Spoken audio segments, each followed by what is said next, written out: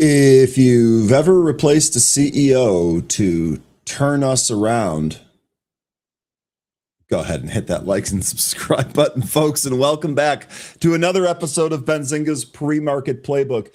Today is going to be the Tuesday, April 21st edition. Boy, oh boy, we got probably the biggest news of the day yesterday after the market closed.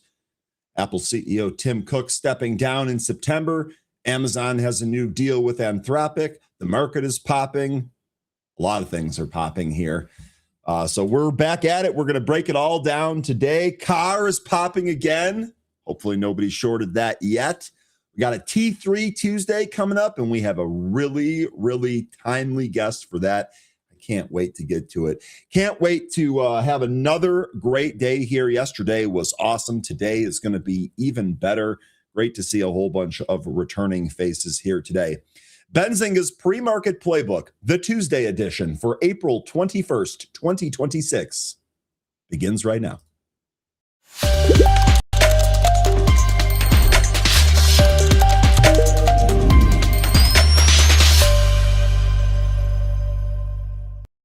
Good morning and welcome back, folks. It's great to see a whole bunch of returning faces here in the chat. I hope the rest of your Monday was awesome. I was one shot on goal away from Brian Rust from cashing another parlay yesterday, but we get another opportunity here tonight.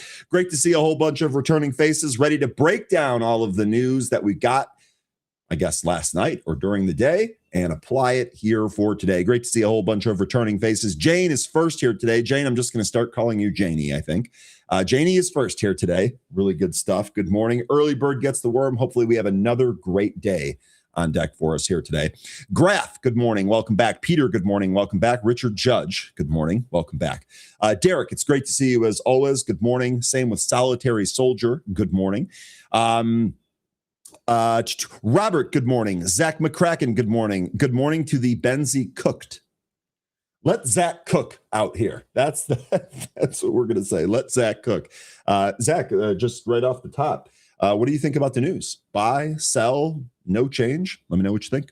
Cab Monkey, good morning. Francis, good morning. It's great to see you. Richard Judge giving us a good reminder here, actually. I'm going to have to be leaning on the chat, it looks like, for this one. Don't forget, Trump will be speaking on CNBC Squawk Box on Squawk on the Street before the market opens. We assume he's going to talk about Iran, but he's probably also going to talk about the Fed. Who knows what they're going to ask him there.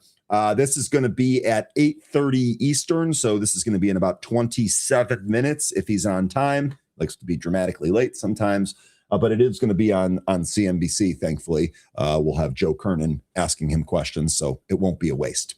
But thanks for the reminder there, Judge. We'll see if we get anything out of this. I'll be honest with you, just from where I sit right now, kind of given everything, I don't know that I'm really expecting a whole lot of big breaking news or anything like that. I think it will probably just be more of a victory lap, but we'll see. Keep an open mind. We'll see.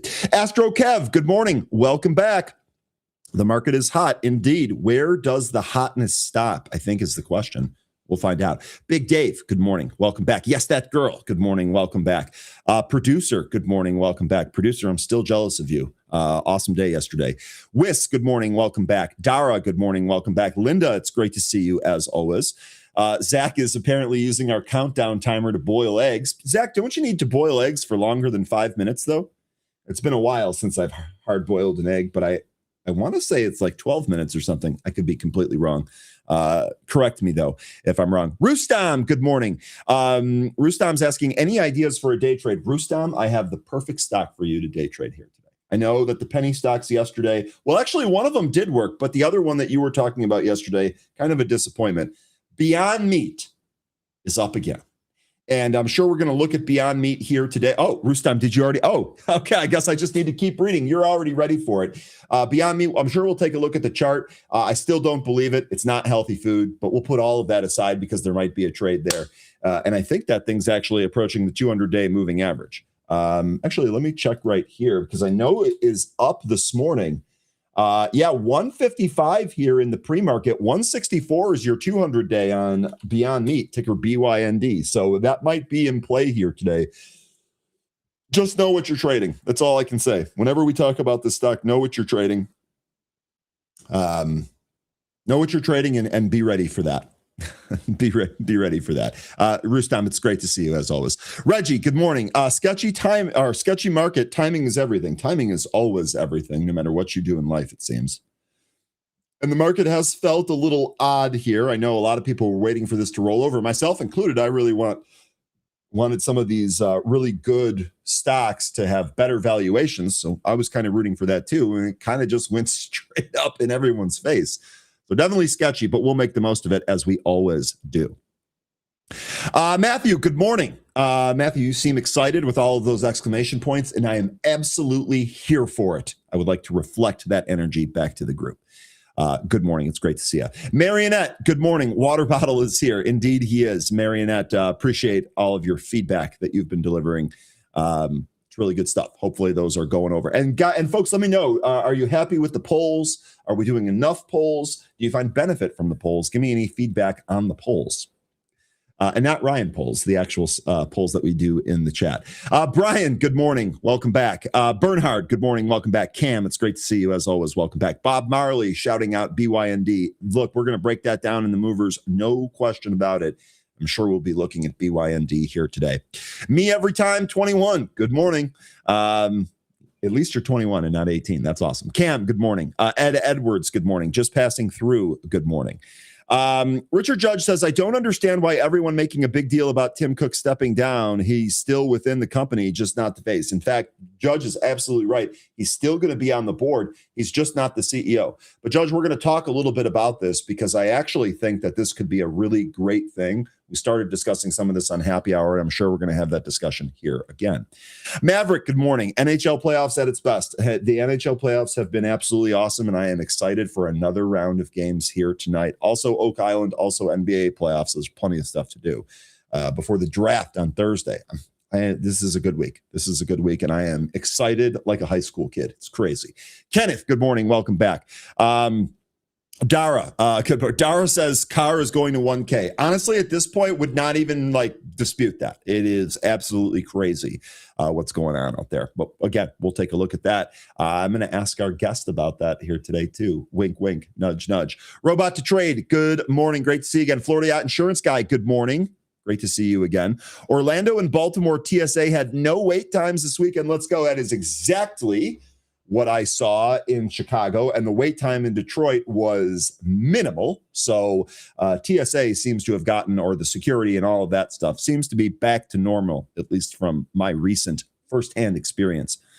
Crispy Biscuit, good morning. Pot G, good morning. Who else am I missing? GP38 Super, good morning. Earth and Sun, good morning.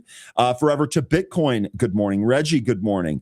Mike, good morning. Who else am I missing here? Kathy, good morning. UNH up on earnings. We'll talk about that as well. Big Bees, good morning. Big Bees, let me know. You have been absolutely crushing some of these momentum movers, squeezes, pullbacks, all of that. Let me know what your trade plan is today, both for UNH and Carr, if you have one. Joe Pardo, good morning. Great to have you here. Born, good morning. Born says the polls are nice. Awesome, Born. Glad that you're enjoying that. Josh, good morning. I've been holding bin bag for a while. Would love an opportunity to let it go. What is the magical price in which Josh takes the piano off of his back, throws it into the ocean, and books some gains? What is that price that you're really going to be waiting for here today?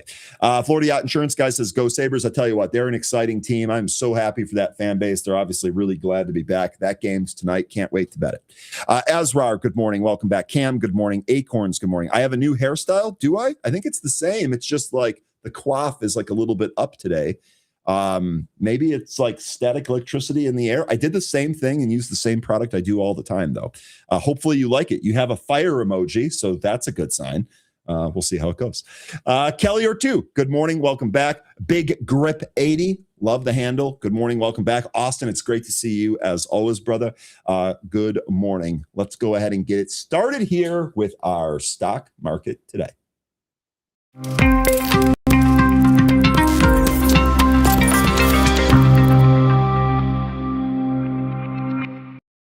All right, futures in the green ahead of Tuesday's open here after another fairly decent day yesterday. Looks like we're going to try and push higher here in the morning. S&P futures up by 0.42%. The Dow futures up by 0.61%, likely on the back of those UNH earnings. And the NASDAQ up 0.48%. Now let's take a look at some cues from last session here, shall we? Materials, financials, and real estate stocks recorded the biggest gains on Monday. However, communication services, healthcare, and utilities recorded the biggest decline. U.S. stock futures rose on Tuesday following Monday's decline, although it wasn't a big pullback. Futures of major benchmark indices edged up, with negotiating teams from the United States and Iran slated to arrive in Islamabad for further talks. It's going to be J.D. Vance and Witkoff. On Monday, the Dow Jones index closed about 5 points lower, even as tensions between the U.S. and Iran intensified as the ceasefire drew closer to expiry. Meanwhile, the 10-year Treasury bond yielded 4.252%, and the 2-year bond was at 3.73% at the time of this writing. The CME Group's Fed Watch Tool projections show that the markets are pricing at a 99.5% likelihood of the Federal Reserve leaving the current interest rates unchanged in April. Now, we have several stocks in focus here for you today, and you easily could have guessed. Oh, I'm not even sharing the story. My apologies. You easily could have guessed what the first one was. First one is going to be Apple. Ticker on this one is AAPL, and the news here is that Tim Cook will step down as the CEO of Apple in September, and John Ternus will succeed him. This brings Cook's 15-year tenure as Apple's chief to an end. Apple shares declined 0.6% in the pre-market. The interesting thing about this, though, is that initially this actually sold off about 1% and then it bounced. Now, the interesting note about this that I just want everyone to think about, we had actually polled folks probably a few times, I think, saying, what is Apple's price going to do if and when Tim Cook steps down? And there was a contingent of folks that think Apple stock is going to trade up. Now, bringing in John Ternus is important because he's a hardware guy, and perhaps we'll get more innovation out of the hardware side of Apple. That's really the only thing that it's lacked. Also, this might make some of the product calls or the events a little bit more punchy, as John Ternus, being a hardware guy, might make it a little bit more exciting. All things to find out here, but that's what's going on with Apple. Biggest corporate news story of the day yesterday, without a doubt, and it's going to carry into today. The next stock we have on our list is going to be UNH, and this is United Health Group. Wall Street expects United Health Group to report quarterly earnings of $6.58 per share on revenue of $109.58 billion before the opening bell. Now, UNH shares were up 0.037% in the pre-market trading. Now that we've actually had the earnings print, it's up nearly 7%. That earnings print is as follows. United Health Q1 adjusted EPS of $7.23. Beat the 658 estimate. Nice beat there. Sales of $111.72 billion beat the estimate of $109.579 billion. United Health Group full year 26 GAAP EPS expected to be more than $17.35, and that was versus the $16.84 estimate.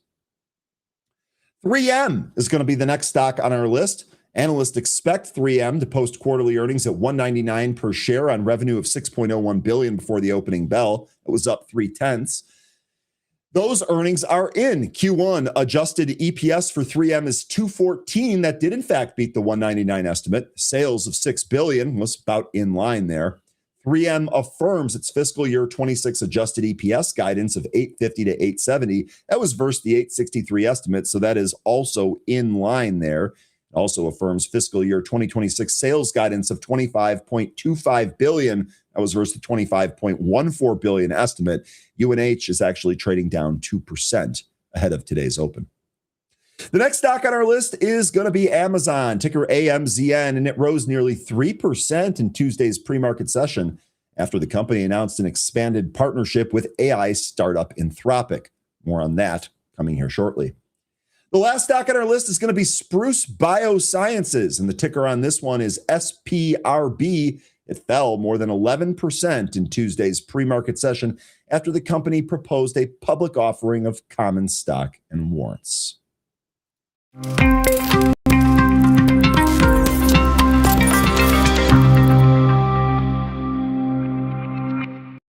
All right, let's get back to Benzinga Pro and let's take a look at the chart. And folks, I don't have a lot for you here, because it is, in fact, a blue sky breakout. In the pre-market here, we did trade above 712. I actually have a high print here of about 712.28. That's notable because the high that we had from the previous session was 712.39. So we'll see if we're able to maybe punch through this, set a new all-time high here today, and continue breaking out from this trend line that has served as the resistance area. Now, if we do not continue to trade higher here, the first key level that I'd be looking at is, in fact, this trend line. Do we back test it? I have it right around 704. We're currently at 711 and a quarter here in the pre-market. So 704 is still, 7 points down from where we're at here. We'll see if the market can find some support there. Look, after this big run, I don't think we should be shaken or scared about little pullbacks, especially if they come into support levels. This seems totally healthy to me. And frankly, if we hold one of these support levels, if we do a little bit of a back test there, that actually sets up nicely for moving higher. We'll see. I know we have a deadline here coming up. And then, of course, we have more corporate earnings. In fact, producer, if you would do me a huge favor, I should have done this earlier. I should have asked you earlier. I apologize I didn't. If you could load up the current earnings chart for this week, we'll go ahead and share that on stream, and we'll take a look at some of the already there. Oh, okay. It's already there. Here it is. Don't ever doubt the producer, folks. He's an ace. So here's what we got coming up here for earnings. So it is going to be a busy day, or excuse me, a busy week. Really, it's going to culminate tomorrow, I believe. In the after hours tomorrow, we're expecting Tesla, Texas Instruments, and IBM. I guess you could also throw Southwest Airlines in there, ticker LUV. But it looks like a majority of our really big prints are going to happen on Wednesday. Honorable mention to Intel there on Thursday afternoon. We'll see how it goes. But this is kind of what we got going on here this week. So we'll see what the market ends up giving us here. All right, let's go back and take a look at some insights from analysts. Let me find it here in the story. All right, perfect. Analysts at Charles Schwab Center for Financial Research on Tuesday stated that the focus will be on the Senate Banking Committee's confirmation hearing for Federal Reserve Chair nominee Kevin Warsh. Quote, Warsh is expected to answer questions at the hearing, meaning he could be asked to discuss economic issues like inflation. With his expected ascent to the chairmanship, his comments could begin to take on more weight from a market perspective, end quote. It was from a firm stated in that note. Quote, we still have the issue of Senator Tom Tills blocking any vote on Warsh until the criminal investigation of Powell is resolved, end quote. That came from Michael Townsend, managing director of legislative and regulatory affairs at Schwab. He goes on to say, quote, Tillis is fine with confirmation hearing taking place, but he won't vote for confirmation until that investigation is over. So we'll see if we get any movement out of this here today. The Senate Banking Committee has scheduled that confirmation hearing at 10 a.m. Eastern for Kevin Warsh. So we'll see what we end up getting out of that. It's also worth noting Thursday, we get initial jobless claims. On Friday, we get the University of Michigan's final consumer sentiment reading for April. And the New York Fed stat nowcast is also due on Friday. All right, let's talk about the big story of the day. That is, in fact, Apple CEO Tim Cook stepping down. Now, again, I want to preface this by saying when we first started talking about this, we wondered, is this going to be good for the stock, bad for the stock? And there's pros and cons to all of this, without a doubt. There's pros and cons to this without a doubt, but let's go ahead and dive in here. We'll talk about all of it. I would love to get the opinions from the group. I especially would love to know if you folks are trading this now because of this. Has this piece of news changed the way that you think and trade Apple? That, I think, is the most important question at the moment. Apple, ticker AAPL, made a CEO transition announcement after Monday's closing bell. Tim Cook will step down as CEO and transition to the role of executive chairman, while John Ternus, who is currently a senior vice president of hardware engineering, will take over as CEO. Ternus has been there forever. Both changes take effect September 1st of this year, 2026, following a unanimous board vote. Cook will remain the CEO through the summer to ensure a smooth handoff, which I think is always a good idea. Quote, it has been the greatest privilege of my life to to be the CEO of Apple and to have been trusted to lead such an extraordinary company, end quote. Cook said that in a prepared statement. He goes on to say, quote, I love Apple with all of my being, and I am so grateful to have had the opportunity to work with a team of such ingenuous, innovative, creative, and deeply caring people who have been unwavering in their dedication to enriching the lives of our customers and creating the best products and services in the world, end quote. Now, under Cook's leadership, Apple's market cap grew from roughly $350 billion to $4 trillion. Annual revenue nearly quadrupled to over $416 billion, and the company expanded to more than 200 companies. He oversaw the launch of products like Apple Watch, AirPods, and Apple Vision Pro, the build-out of the services business, which is now worth more than $100 billion, and a full transition to Apple's design silicon. And that chip is incredible, especially in those new MacBooks. Cook applauded Turnus's contributions to Apple and professed his utmost confidence in his ability to lead the company as its next CEO. Quote, John Turnus has the mind of an engineer, the soul of an innovator, and the heart to lead with integrity and with honor. He is a visionary whose contributions to Apple over 25 years are already too numerous to count, and he is without question the right person to lead Apple into the future, end quote. And again, that came directly from Tim Cook.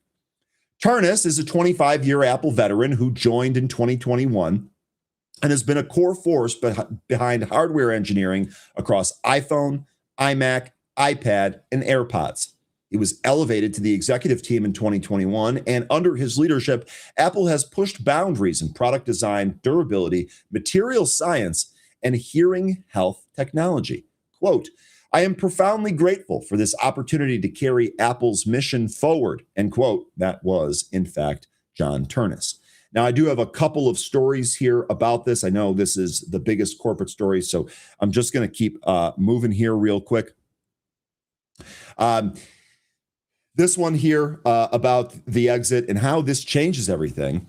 This is one of Silicon Valley's worst kept secrets. For years, the question wasn't whether Tim Cook would leave Apple, but when. And in fact, as I've mentioned, we did a number of polls around that. Now, with Apple officially confirming that Cook will step down on September 1st, 2026, transitioning to executive chairman, as Judge said, he's still going to be there. The area of the operations king is drawing to a close. The rumors had been swirling since at least 2024 that Cook's potential retirement was sparking a successor search, with Bloomberg's Mark Gurman flagging that succession planning had, of course, been underway for years. They didn't just wake up yesterday and do this. Even as prediction markets were pricing in a 32% probability of his exit before 2027 just weeks ago. By the way, that's just goes to show you these prediction markets, they're not always right. They're not always leaning correctly, even if they do look fairly accurate. Anyway, Cook publicly dismissed the speculation on Good Morning America, marking the formal announcement all the more striking. See, it looks like the prediction markets got played. Cook's legacy is staggering. He inherited Apple in August of 2011 with a market cap of roughly $350 billion and leaves it worth $4 trillion. Annual revenue quadrupled over $416 billion. Quote, that's some serious price to sales expansion, end quote. Zero Hedge said that in a social media post whilst reacting to the news. Cook built the services business into a $100 billion juggernaut. He oversaw the shift to Apple Silicon and launched Apple Watch, AirPods, and Apple Vision Pro, all while keeping the company's supply chain humming with surgical precision. Stepping in now is John Turnus, a 25-year Apple veteran with has been the long identified frontrunner for the role.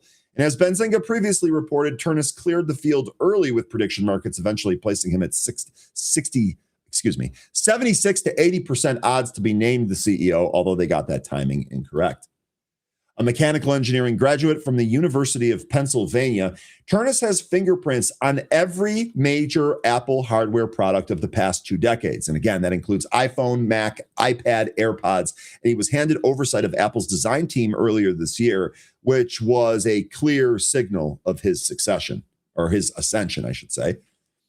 Wedbush tech analyst Dan Ives said Cook leaves, quote, big shoes to fill, end quote, but that the firm agrees that Turnus can do it. Quote, these will be big shoes to fill, and the timing of Cook's exiting stage left as CEO could make sense, but also creates questions.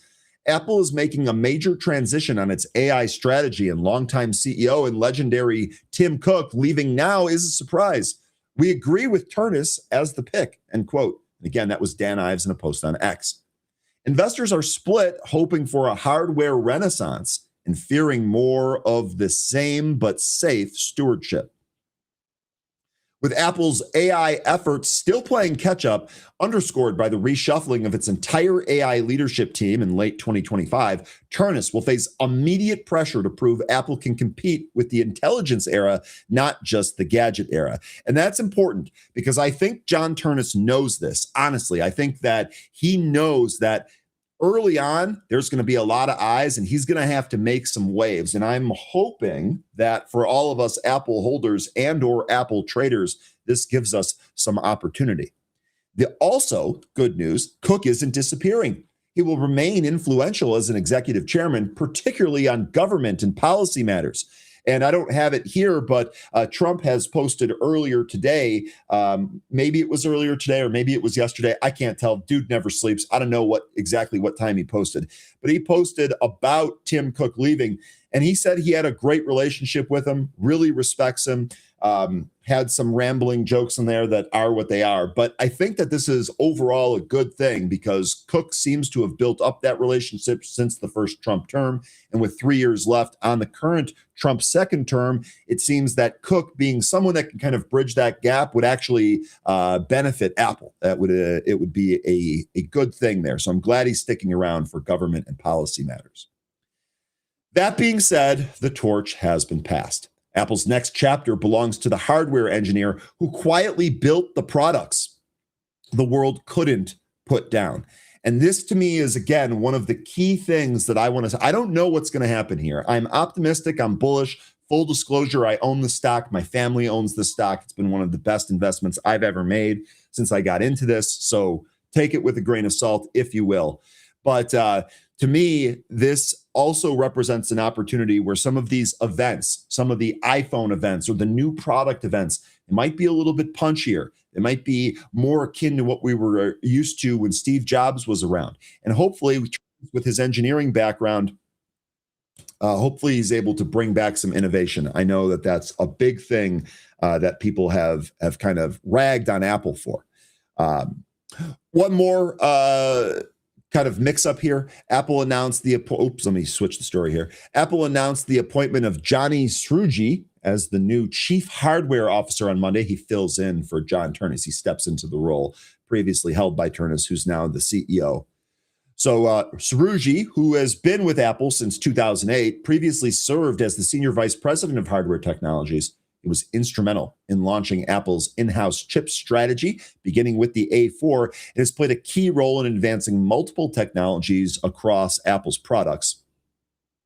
CEO Tim Cook praised Srouji as exceptionally talented, highlighting his impact with Apple and across the entire tech industry. So you would expect a shakeup here at the C-suite level with all of that. The executive shift comes in wake of a series of leadership changes within Apple. In December, Srouji had reassured his team that he had no plans to leave Apple, despite rumors suggesting otherwise. Now we get this. This followed the appointment of Sabi Khan as the new chief operating officer, who replaced Jeff Williams, and Amar Subramania taking over for I always mess up his name. I'm so sorry. Gyanendra as the head of Apple's AI initiative. Tim Cook is set to step down in CEO in September. Turnus will take over. Cook, who has been at the helm for 15 years, will continue to be associated with Apple on the board. Okay, now, let's see, how much time do I have? Okay, I have 1 minute until we get to our special guest, and I am literally chomping at the bit to talk to him. I'm going to run through this story real quick. This was probably the other big piece of news.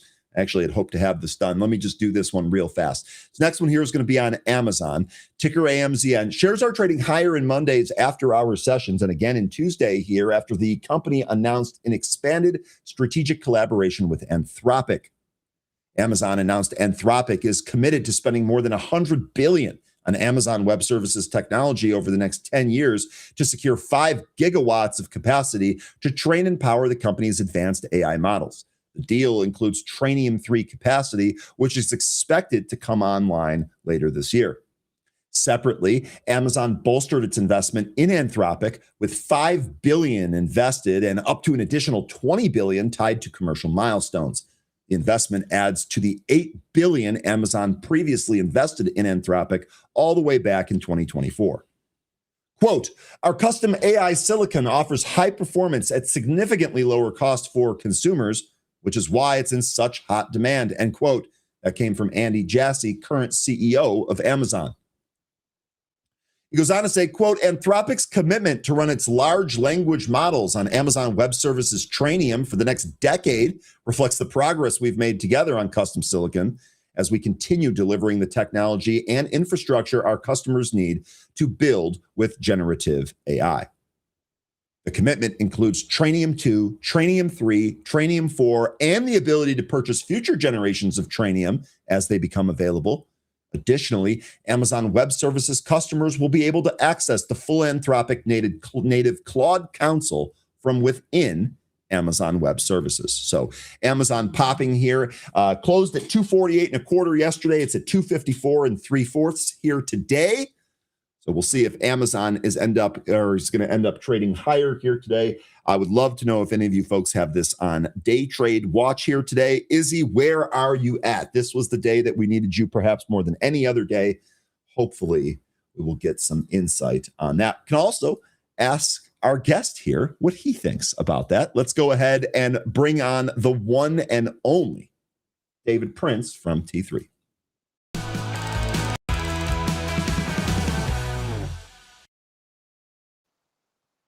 Good morning. How are you? I'm doing really good.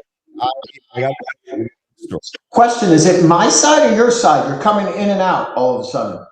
I think that it's your side. Sorry, now we're good. I was going to say, I heard an echo there, so I think it was your side. But anyway, listen, I got to tell you a really quick story. I was thrilled when I found out who the guest was today from T3. I always wait in anticipation because you guys are excellent. But my goodness, I have been thinking about car and a car short here. And when I saw that it was you coming on today, I was like, this timing could not be better. So first of all, welcome. I'm glad to have you back, as we always are. But I'm just going to dive right into this. I'm not even going to waste any more time. Can you tell me about car, your thoughts, how you're trading this, and what you would not advise, but what you would maybe mention to help other traders out there? Sure. And one of the brighter traders around that many of the viewers will know, Short Bear, wrote a wonderful tweet about this, really illustrating the details that I urge them to read. But it's a lot of what I've been talking about. The reason I haven't shorted the stuff. So there's nothing I like more than a parabolic short, right? Which I guess is what you're referring to. So I did short SMCI aggressively. I did short MicroStrategy aggressively. Even the day Tilray hit 350, I said it's going to 150. I haven't done this one. And for a few reasons. But first and foremost, it's because the size of the float makes the risk greater than the reward. And a lot of people keep looking at the float, suggesting they have a 5 million share ATM, but what they're not looking at is that it's controlled by 2 hedge funds. And those funds have dealt in swaps and created an even smaller float and forced people to actually continue to buy the stock. So it's one of those short parabolic kind of opportunities that may not be an opportunity, because it's frankly so small, and it's just one of those snowball effects that right now, everyone who's not doing the research on what they're trying to short is getting their butt handed to them. They cover, it goes higher, then the next person does it. And until people finally look at the situation and say, okay, we need more shares in the float. We need them not to do an ATM, but to actually announce numbers and scare the living daylights out of people, assuming they're negative. We need them to register more shares. Then, frankly, then maybe it's an opportunity. I've avoided it, except I said, how can I not take a shot? I can't have this rule in my life. Because when I do a parabolic short, I'm sized up and it takes all my attention. There's a very good shot of missing a lot. So I need to know it's going to work, or there's no guarantees, but I feel good about it. This one I said I can't do that because I don't think it's a great short. Float's too small. So I did puts. And I said I'm willing to lose one time if these don't work, and that was well over 100 points ago, and they didn't work. In terms of actually going after it on the short side, I haven't done it once. I might have like maybe a month or two ago, and made like 20 points intraday, some dumb trade and covered. But I actually have been, excuse me for saying the term, but advising people ignore it. One, it's way too small a float, and frankly, something like this can continue. Two, if you're wrong by 200 or 300 points and your original thesis was it's going to pull back 200 points, the risk reward never adds up. A lot of traders forget. It's all about risk reward. So to be down 200 or 300 to make 100, that's not a good trade. That makes absolutely no sense. And at this point, that's what a lot of people have been doing. So as insane as it feels, I've been ignoring it. And then finally, there's nothing I like better than a gap, right? Like a gap on a fourth or fifth or sixth day to short into for at least a short-term reversal, even if it's just for the day. We haven't been gapping. So all this has been is like a slow, evil trap to basically suck traders into shorting it. And then today is the first day we're gapping. Yep. And if you shorted it, where is it now? If you shorted it this morning, you're already up 30 points. That's the only time I'll short a stock like this is into a gap. Today was the first time. So if there's any opportunity for the shorts, today would have been the first day I'm like, you're getting that gap. And maybe if you want to play around. But frankly, till the float changes or there's news, I bet you it'll bounce yet again. Not from here. It may go negative on the day, lose 50, whatever. But it seems like till the float changes, this is just an avoid unless you want to ignore everything else. But when the market's working so well and there's so much opportunity, I keep telling the people that I mentor, if you're missing MBIS and Amazon and AAOI because you're fighting this, then skip it. If you have the wherewithal to do it all the best. Yeah, it seems like your opportunity cost, if you're wasting time with this, is one thing. Real quick, I just want to make sure that we're talking about the same thing. Is this the short bear thread that you have? Okay, fantastic. So what I'm going to do here, David, is I'm going to throw that in the chat. As he said, he advises everyone to read that. I'll save that myself. Thank you for confirming that. The granular details, so there's no question as to what you're shorting. And he made a good point. He's like, a lot of people I know, they just looked at the RSI and just assumed how can this not go lower? And they looked at the actual float where you look on face value and you see, Hamid, it's not at 100 RSI, but yes, it's extremely overbought. So is 93 and 94. I just want to help this viewer.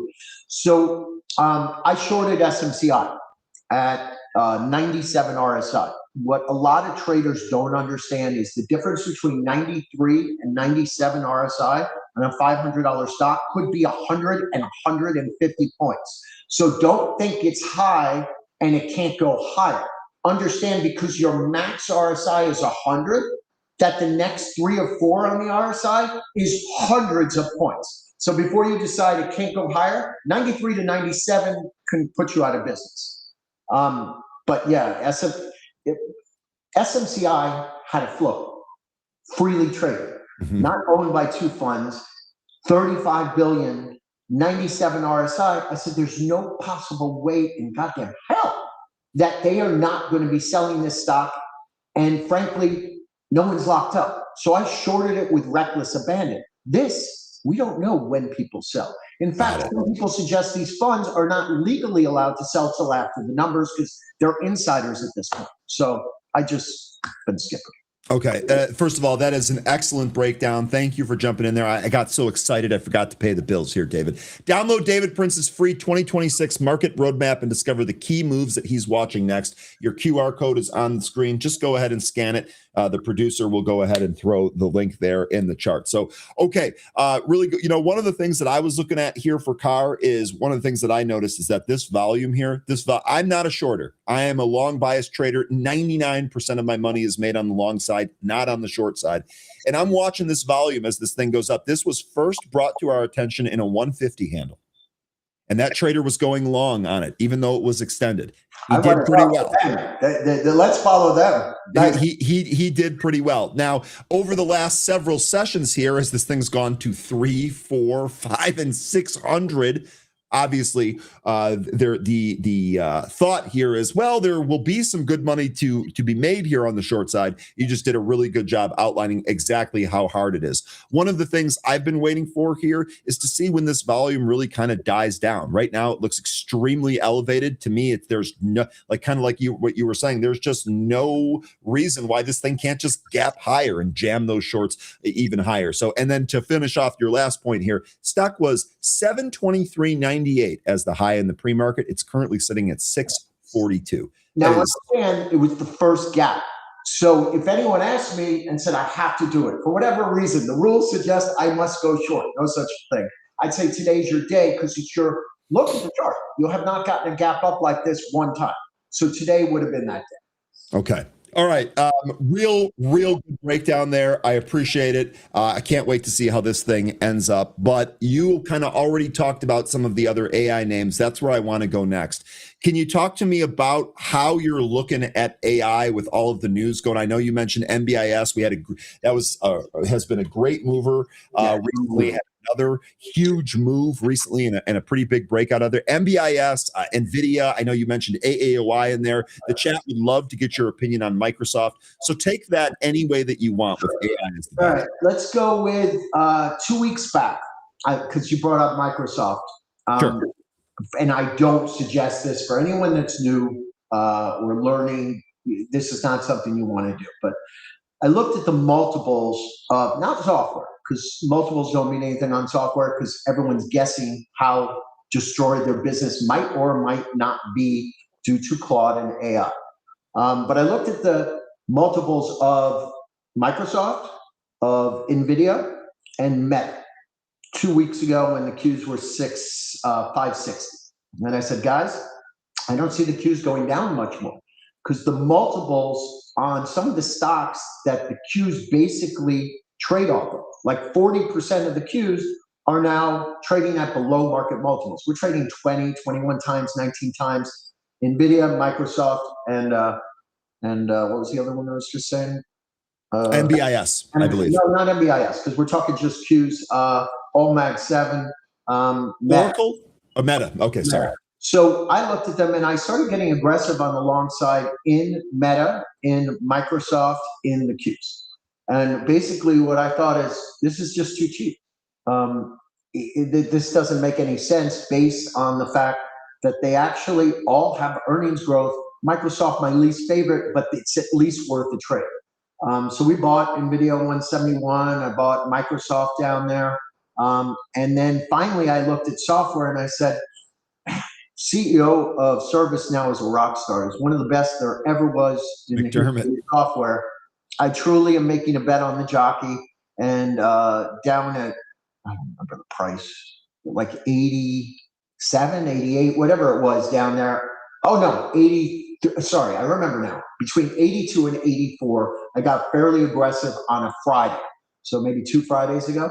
And it was about 82, 83. And I said, guys, if you're managing small dollars, don't try and catch the bottom of the stock like now it's completely broken. But if you're old school and you believe in earnings power and you believe in the CEO who's one of the best there ever was in software, I think it's a great trade. So my answer to you is I think they got too cheap. I went long. ServiceNow was more of a trade. By the time I got to 95, I was out. I think I missed the last 5 or 7. And the same thing with Microsoft. Why?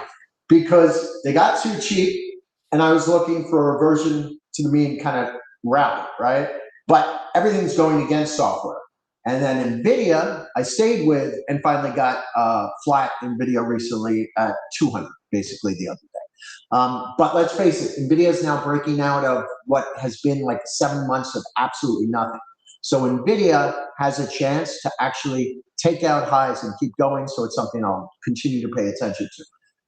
And then to take it one step further to answer your question, perhaps what's been best about this rally and why I've been uber bullish is one, when the market was not bouncing, when the indices, when the Qs were down at 560, we saw 70s were breaking out. We saw MBIS breaking out. We saw other neo cloud miners like Hut breaking out, making highs before the rest of the market did, on top of photonics, optics. So you have a broad-based tech rally, not how everyone used to complain about Mag 7. Then it went to it's just memory and photonics. Now Marvell is taking leadership. And then you got Amazon trading like it hasn't traded in 5 years. And for those of you who think it's overbought, frankly, it's still only up 30% over the past 5 years. Do the math. It may not even be 30. I got to do it's like 30%. If you go from where it was in 2021, right? I think it was 188, 190. It's done a whole lot of nothing for 5 years. So this is a Google moment. The way Google got re-rated when everyone gave up on it. Can Amazon be 300? 1,000%. So my answer is I have not seen bullish action like this in a really long time. Even when the market was at highs previously, it didn't look like this, with broad participation, with biotech breaking out, still way off highs of 21, and then financials doing fine, not being particularly great, but some great earnings, but just kind of going nowhere. And then you look, frankly, at other areas like, you name it. There's some retail stocks breaking out across the board. Bitcoin and crypto's kind of, going a little bit of nowhere. But I'm just seeing a broadening. That's something you can't not be bullish of. Now, one last thing. You didn't do any buying during all this wildness because it happened so quickly. Can you go out and be super bullish today? No, you got to wait for pullbacks. We had one yesterday. Didn't last long, but there was one yesterday. The minute the Qs went down, I was telling Inner Circle, I said, listen, I know everyone wants a pullback. And I said, do you think they're going to make it easy for the people that missed this lockout rally? You really think that's the way the market works? I said, if you see any sort of pullback, buy. So the first thing I did on that pullback is I was buying. I bought the Qs at 44 through 43. I bought BE at like 204 through 202. I'm a buyer on dips. I'm not chasing everything at highs this morning. Okay, that's a really good idea. And by the way, Amazon here over the course of 5 years, up 35%, and that includes the big rally that we've had recently. It's even less than that if you were to exclude those. Trading at a multiple and a valuation, well, I shouldn't say valuation, but a multiple that's cheaper than it ever has been. So this could be the beginning of a much bigger move. There's that guy with the rockets. If he would keep his ugly paws off the stock and not start selling all his stock, Mr. Bezos, then that's the problem. You got to wonder when he's going to come out and start selling stock. But if he lays his hands off it and just does his normal selling, maybe it can continue. Okay, well, he just got married, so hopefully that's behind him. Hopefully he can sit on that stock for a little bit longer.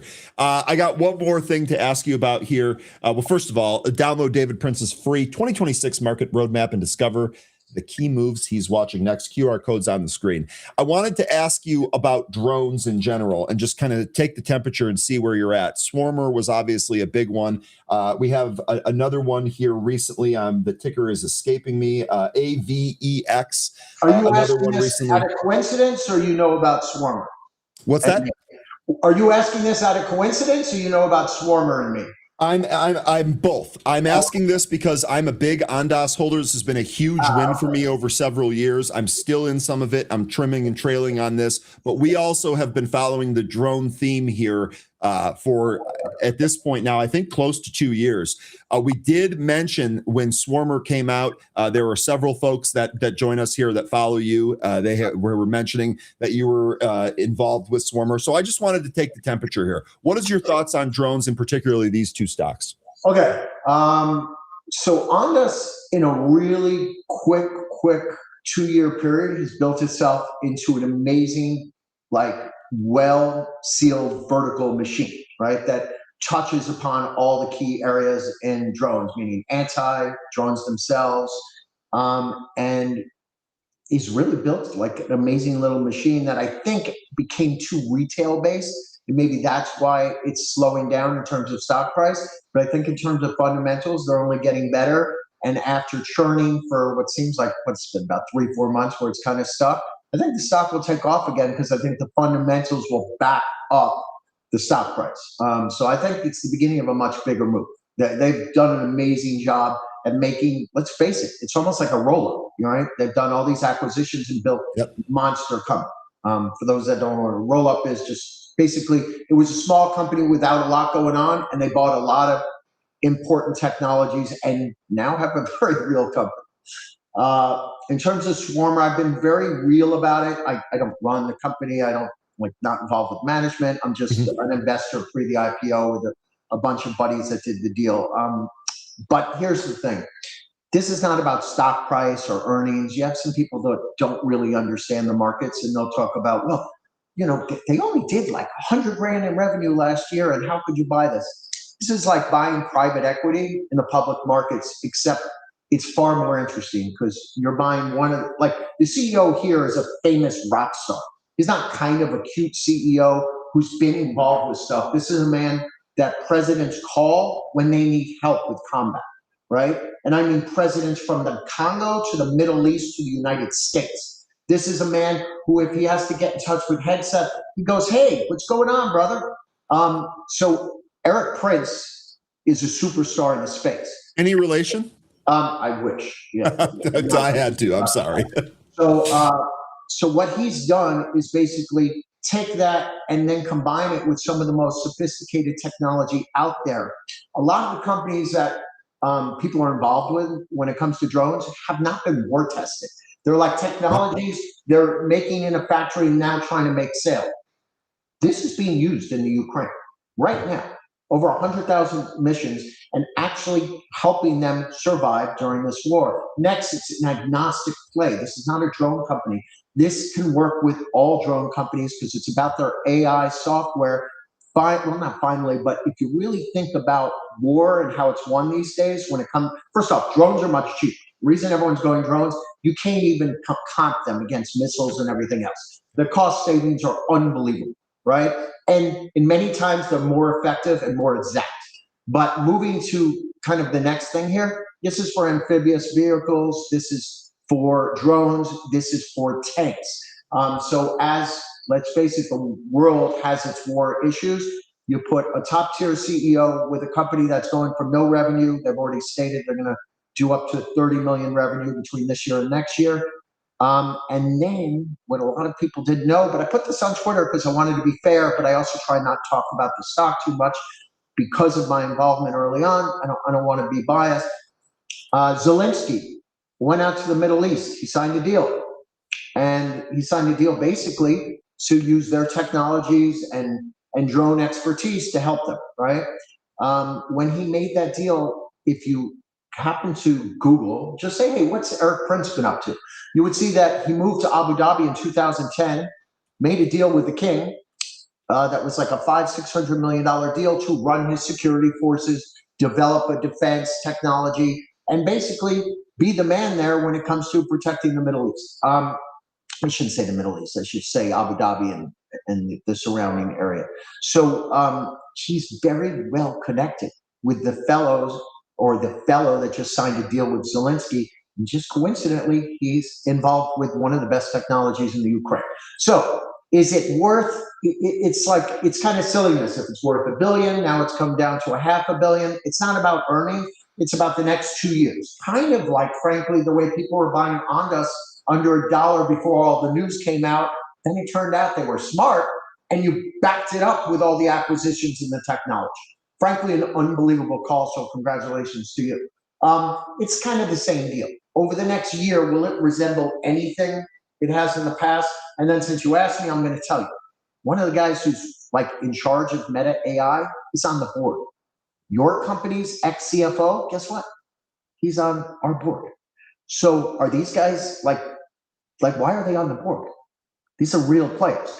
So that's the story. But does it have the revenue based upon last year and earnings power? No, you're buying a story for the future. Yep. Would I have told you to buy it at 50, 60, 70? I'd be like, you're out of your mind. It was like 15, 16. You could have bought it 20, then 30, then it went to 70, then it pulled back to 26.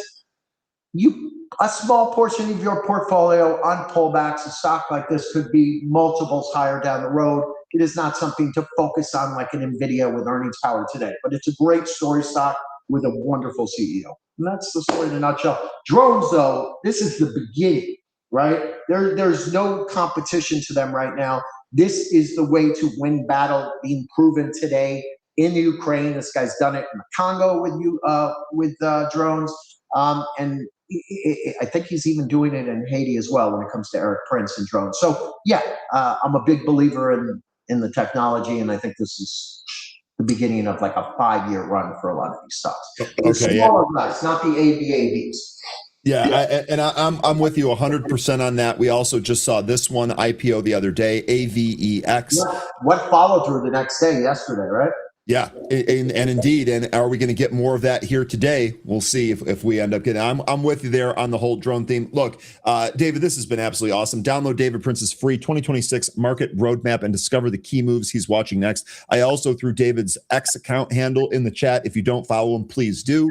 Really, really good stuff here. David, was there anything else that you wanted to mention before we adjourn for the day? I know I asked you a lot. So what I want to suggest is we are seeing the same patterns over and over. And we have new leaders that are well-known stocks, but are the new leaders. And I just suggest everyone might be aware, like NBIS is clearly above all the other neo cloud guys. Marvell has clearly become one of the hottest semiconductor stocks out there, right? It's no longer just Micron and Light. And Amazon is clearly leading when it comes to Mag 7, is just know your leadership, because things have changed over the past month, and you really have some powerful moves. And all these stocks have these runs, and they get these little like tight pullbacks, create these flags, and then power higher again. And they all are trading the same way. So just know your leadership, because the past, say, 6 to 8 weeks, there's a whole new crop of leaders, which is why it's hard not to be bullish the market. Okay, you heard it there yourself, David. Excellent stuff. I really appreciate it. I hope that you. I hope that we have you back here pretty soon. I'd like to get a follow-up on some of these and see how some of these things shake out. I look forward to it. All right, really appreciate it. David Prince from T3, thank you very much. We'll catch up with you again. I tell you each and every week, folks, the T3 guys are incredible. We got a little extra time there with David, and we thank him for that. Really, really good stuff there across the board. Okay, let's see. How much time do we have? 3 minutes until 13. I've got, I think, one more. We just talked about the spending. Okay, no, we're actually good. We are. Oh, you know what? No, one more thing here I wanted to mention on Amazon. We talked about the positive on Amazon. There is also a negative story out here on Amazon. I wanted to cover that real quick. Let me see if I can get that all queued up here. All right. This one is on illegal price fixing. Uh-oh. Let's see what's going on here. California officials on Monday said newly unsealed court filings show Amazon, ticker AMZN, engaged in an illegal price fixing scheme that allegedly pushed up prices across major retailers. In a press release, California Attorney General Rob Bonta said the state has obtained unredacted court filings that allegedly show Amazon pressuring vendors and retailers to raise prices across competing platforms, including Walmart and Target. Quote, "The evidence we've uncovered is clear as day. Amazon is working to make your life more unaffordable," end quote. That came from Bonta. He went on to add, quote, "The company is price fixing, colluding with vendors and other retailers to raise costs for Americans beyond what the market requires," end quote. According to the filing, Amazon allegedly instructed vendors to fix, raise, or increase prices on rival platforms and threatened penalties if they did not comply, including reduced visibility or loss of business on Amazon. The state claims these actions led to coordinated price increases across multiple retailers. Amazon's spokesperson rejected the allegations, calling them a, quote, "transparent attempt to distract from the weakness of its case," end quote. Spokesperson went on to add, quote, "Amazon is consistently identified as America's lowest price online retailer, and we're proud of the low prices customers find when shopping in our store," end quote. That was reported by Business Insider. Jim Cramer, on the other hand, dismissed concerns over circular AI deals after the Amazon and Anthropic announcement that we discussed earlier in the show about the long-term partnership that was focused on cloud and AI infrastructure. Anthropic is committed to spending over $100 billion on Amazon Web Services over the next decade, while also gaining access to Amazon's upcoming Trainium 3 chips. At the same time, Amazon expanded its investment in Anthropic with $5 billion upfront and up to $20 billion more tied to milestones, adding to its earlier $8 billion stake. Analysts questioned whether the structure represented circular financing, which we've heard a lot about recently, where companies both invest in and depend heavily on each other as customers. Kramer, of course, rejected this criticism, saying, quote, "This is not a circular deal," end quote. So what's going to happen here with Amazon? We've got good news on the wire. We've got bad news on the wire. Amazon still holding higher here by 5 points in the pre-market. We shall see. All right. Before we get to 13 here, I do have one tweet for you that I want to do. We're just going to knock it out real quick. Street Tweets is right now.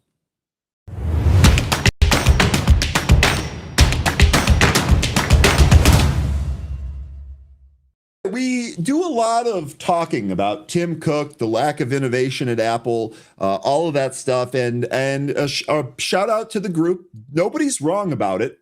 There are very real concerns here. But according to Michael Antonelli, and this is another great account for you to follow. If you do not, I will go ahead and throw this handle in the chat as well. I've been following Michael for a long time here.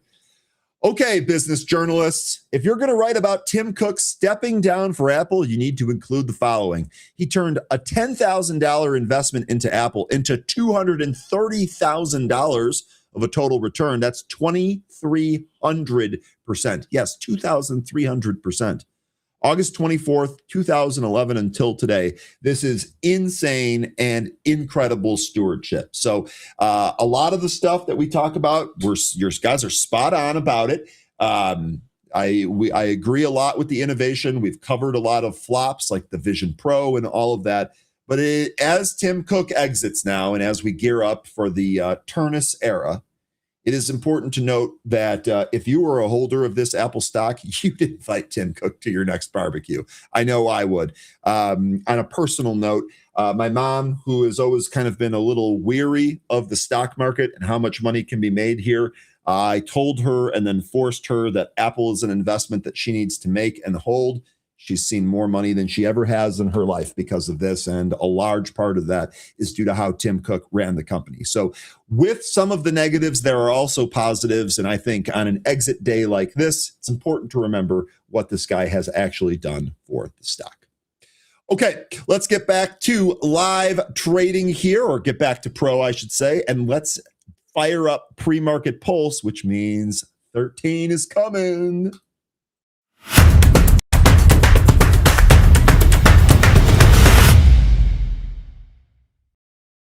JD, good morning, 13. Hello, it's great to see you. But real quick, oops, that's not what I wanted to do. Yeah. It's not what I wanted to do. It's not what I wanted to do. Here we go.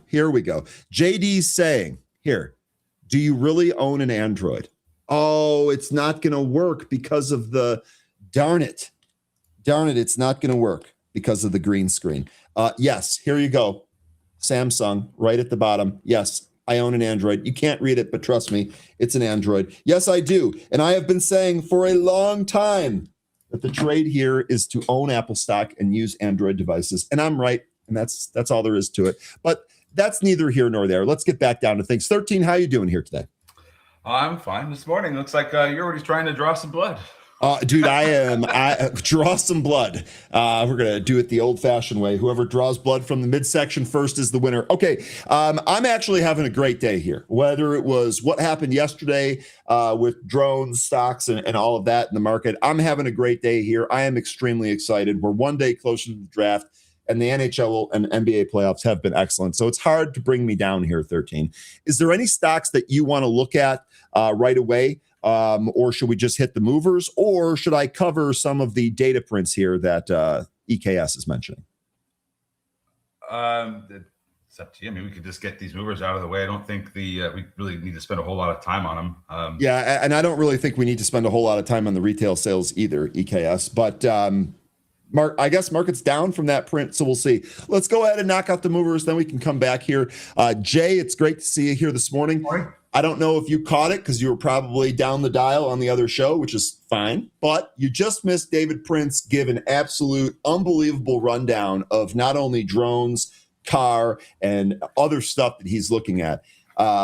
So I would just say, if that sounds at all interesting to you, you should definitely rewind and check out the T3 segment, but it's great to see it here, Jay. Okay, 13. We're going to start here with Lobo, L-O-B-O. This is Lobo Technologies. This was a penny stock. I'm surprised Rustam wasn't mentioning this earlier here.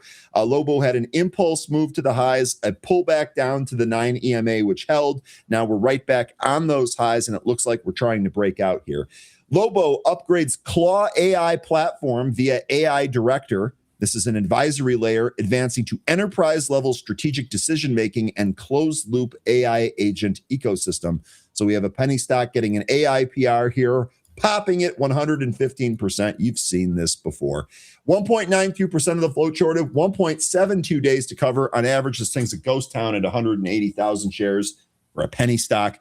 Traded 75.6 million here with a float of 8.4. So 13, what do you think here of Lobo?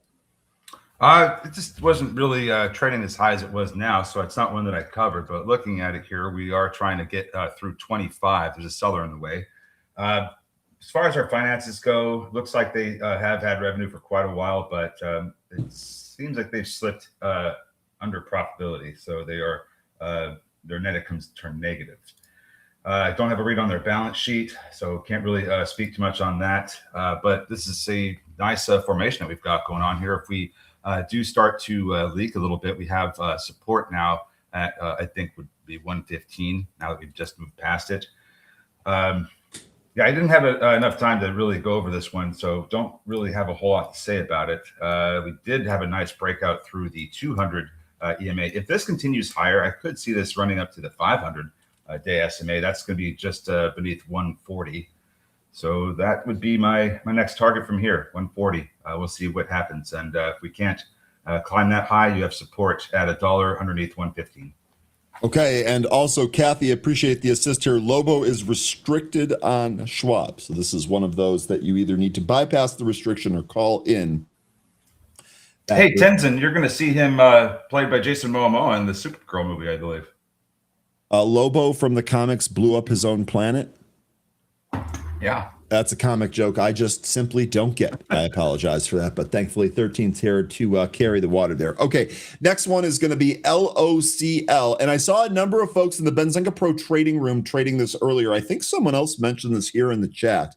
This is local bounty. Looks like right when the pre-market opened, we had a pretty huge spike. Stock closed at 188 yesterday. Looks like we traded all the way up towards 380 and change here today before coming back in. Good news here is that we're actually riding the VWAP. We're riding actually the upper end of the VWAP here. I don't have any fresh news on this. Looks like Monday after hours, we got this Form 14A. I don't know if you went through. That's it. Did you have something? Yeah, so they are having an annual meeting. That's what this was the announcement for, and it's going to be held on June 10th. Looks like they're going to be, going over a number of things, including the approval of issuing new shares, 7.8. Yep. So I think that's the news that's causing this to run. I don't think that this news really is going to, carry this a whole lot higher. I don't think. I mean, it's just an announcement. So I don't think this is going to materially change anything with how the company's valued. But maybe as we get closer to June, we'll have a better understanding of that. But for now, what's this going to do? Well, we have some resistance that we've been seeing all morning here. Once we get up to 315, looks like we don't have any closes above 315 except for maybe one. We closed at 315. That was at 7:05 this morning. Correct. Other than that, everything's been underneath it. So I would say 315 is your resistance if we're going to see any further upside. And we've got support coming by way of VWAP and the 65 EMA. Okay, perfect. All sounds good to me. LOCL, negligible short interest on this one, so it's not going to play into anything. Yeah, they've got revenue. They're not profitable, and their balance sheet does not look great. Okay. There you go. Say less, as the kids say. All right. Next here, I'm actually going to skip ahead a little bit because I'm going to highlight Jay's comment here. BYND, when the garbage starts moving, I tend to get cautious. Okay. Good word of warning there. Here is Beyond Meat. You can see we did actually trade up towards 155. That was going to be our pre-market high before coming in a little bit. We did have a Form 144 in the after hours yesterday. We did have news here that the Justice Department is criminally investigating beef companies. President Trump called for a probe in the fall, alleging for price manipulation. Now, this is important because we've actually seen this with Tyson Foods, right? Tyson has gone through this before about price fixing and all of that, and it causes other stocks in that sector to move. And it looks like the same thing here is happening with Beyond Meat. 13, I don't know if you went through this Form 144, not to put you on the spot, but that might also be playing into what's going on here. The stock is a short squeeze candidate. That's why I think it's moving. Yeah, me too. And I just kind of wanted to build up to that. 30.82% of the float shorted, 5.25 days to cover. That is absolutely high by our metric on both percent of float shorted and days to cover. Shows short squeeze potential is here. This is against the float of 457 million. And on average, the stock trades 38.5 million shares today, or 30.5 million shares a day. Today, it's traded 85.5 million already. Of course, as a reminder, we have our trader in our group that has a $30 price target on it. Forever 2 Bitcoin says this thing's going 1 to 30. Place your bets on that. 13, all jokes aside here, what are you thinking on Beyond Meat? Like I said before, I don't think that we're going to see 30. That would represent a valuation of this company higher than most, if not all, other food companies that are legitimate businesses. So I don't think that, I mean, if this goes to 30, it's not going to stay up there for very long. The valuation just makes no sense up there. And thing that you would want to pay attention to, I think, when it comes to this chart is what happens when this reaches the 200-day SMA. This has a pretty long history of not surviving the 200-day SMA for a very long time. Every time we come and go print above it or try to hold above it for a little bit, we're right back beneath it in hours, if not days. So I think that we could end up seeing this price come back up, maybe even go over the 200-day SMA. We're not too far away from it now. But I think once we cross that, that could be your signal to start easing out or selling your position, because just look at the history of the 200-day SMA. It does not survive up here for very long. So that's the way I'm looking at it. If you're trading this, you trade it however you want. Don't let me affect your trade plan. But that's just what I'm seeing here when it comes to that moving average and this stock. Okay. You have to go to the daily for that, by the way. Yeah. Well, I don't see, if I go to the daily, I don't have the simple moving averages here, unfortunately. Okay. The 200-day that you referenced multiple times there, I have at 164 on the daily. Okay. So, so to your point, this is really close. We'll see if this maybe trades above it and gets some action going here. Chris said, I think it will head to the 230 area. Looking at that area, this was absolutely an area of former support and resistance. So that makes a lot of sense to me. Sounds like it makes a lot of sense to 13 too. So you're in good company there, Chris. We'll see what we get here from Beyond Meat. Yeah, just be careful with it. It's already very extended, and that 200-day SMA is not that far away. I'm sorry I keep reiterating the caution I want you to take, but just remember what company you're dealing with here. Okay, and quoting a Pink Floyd song will always get you pressed around here. You can't have your pudding if you don't eat your meat. Thank you, Lance. Of course, that is going to be another brick in the wall by Pink Floyd. Okay. So I wanted to jump ahead to that. Let me go back here. Next is going to be SizeSpark. And this is another one that we have traded what feels like 1 billion times on the show. SPRC is your ticker here. Stock was about 450 yesterday, traded up in the after hours, and then spiked again here towards 850 today before coming back in. We have the dreaded loss of VWAP and the attempt to get back above VWAP twice, and we could not do that. We'll see if we get a third attempt here. But SizeSpark trading up in the after hours and in the pre-market here today, and it is still holding higher here by 45.6%. No fresh news on this, so maybe just kind of a room pump or something, unless 13 did some due diligence and found something. As far as the short interest goes, 5.62%. So it's got some, but not a whole lot. Days to cover there, 2.1. That's nothing, especially considering on average this thing only does 150,000 shares. In here, we're above 10 million prior to the open. The float is minuscule, under 1 million shares. I show a float here of 565,000. So 13, what do you think here on SPRC for today? Very low float, has very little revenue. It's not profitable. Didn't really get a good read on their balance sheet since I don't think it was giving me any numbers. And as you said, no news. So let's just trade the technicals. I think this is just one that's getting pushed around because it's such a low float. Easy to move some of these names that are under 1 million shares in the share structure around. So that's what we're getting here today, in my opinion. And if we can hold above this $6 area, which I think is going to be your next area of support, even though we're kind of getting it up here around 615, 620. If we can hold above this and recapture the 65 EMA, the next upside resistance I have is going to be 675 and then the VWAP. Okay. Alpha Trades here saying that they got a patent. They got a patent. Okay. Well, here's one of what's that? It must be news that we don't have. Well, here's the other thing about the whole. We've seen patent news before, and yes, these often create a pop, but sometimes very, very short-lived. So something else to kind of keep in mind with that as the news catalyst. And when was that news announced? Because if it was announced like days or weeks ago, I don't think that's why it's moving now today.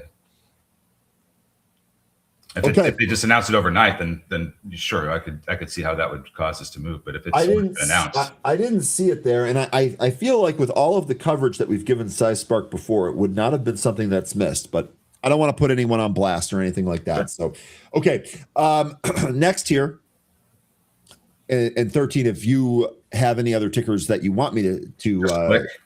What's that? Click. Okay, click, perfect. Yeah. So next here is going to be XRTX. This is, I think this is pronounced Zortex. I don't know, but any word that has X's in it is a good one in my book. XRTX, this traded up towards 360, retraced like 85% of the move, and then bounced right again to highs. We do have a catalyst here. Extorx Therapeutics receives a letter of compliance from NASDAQ. So we get the good old NASDAQ compliance. Because they did a reverse split and they did it in their capital raise and reverse split or whatever, however order they wanted to do it in. But they've obviously done that. They did a 1-for-5 on April 6th. Bingo. And real quick here, short interest, negligible, 1.43%. On average, it's a ghost town, 38,000 shares. Today, 32 million versus a float of 1.5. Okay, 1.5 million, excuse me. All right, what do you think? It just recaptured the VWAP. As long as that holds, we could make a move through the highs we put in the pre-market here. That's 366. So I would just watch for this VWAP to be support, and in the next minute or two, maybe as we approach the open, we should see these moves up towards the pre-market highs. That's about all I've got for this one. Okay, I got a trend line connecting the two pre-market highs there. That serves as a target if we do, in fact, trade up out of the open. So that's about all I got. Okay, 13, you also mentioned that you had Click, so we're going to go ahead and do that. Yeah. This is CLIK, Click Holdings. This here in the pre-market traded above 5, has really retraced some of the move, but did find some support down there at the 65 EMA. We'll see if that holds up here. Click did have some news here today. Click Holdings launches an explosive, I love when they use that in the PR headlines, explosive 3-year silver economy drive targeting 500 million Hong Kong dollars, I believe, annual revenue with 100% CAGR and GBA expansion and the silver economy tech acquisition. So, okay, it seems like a pretty good news there on the potential spinoff. We'll see. Short interest on this name, negligible, 0.5%, no big deal. 1 day to cover. On average, it trades 750,000 shares. Done 21 million here today versus a float of 3 million. What do you think here on Click? Yeah, well, it's nice to see one that actually has news to go along with the movement. 2.9 million shares in the float. Took us up to 527 in the early morning here, but we've given more than half of that back. We're getting some support from the 65 EMA right now. Company does have revenue. It's actually got a big increase in revenue over the in the last quarter prior to quarters before. It was profitable when it wasn't making as much money, but now that it's I guess grown, it's seeing some more pressure on the cost side. but it doesn't have very much debt. It has very little debt, so that's a good sign to see. I think that this balance sheet is pretty healthy looking. So this company looks pretty good to me. Don't think they're going to need to raise capital right now. Let me just double check the financials. I thought they had plenty of cash. Yeah, looks like they're okay right now. Don't want to say it's never going to happen. It just depends on how things go over the next quarter or two. But looks like this is a pretty well-run company.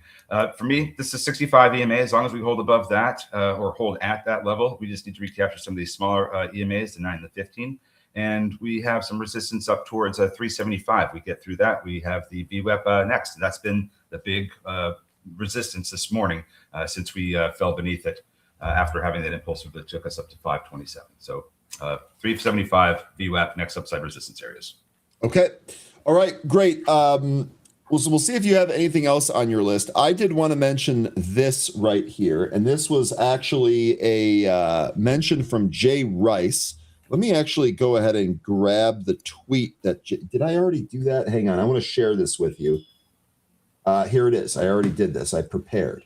All right. So let me bring this up here real quick. AVEX is the stock that we're talking about here. This is a new recent IPO. This is going to be in the drone industry here. The one that he said was like Swarmer? Yeah, it's a defense technology company delivering next generation navigation and autonomy, uncrewed systems and adaptable mission solutions engineered to deliver at speed and built for the modern battle space.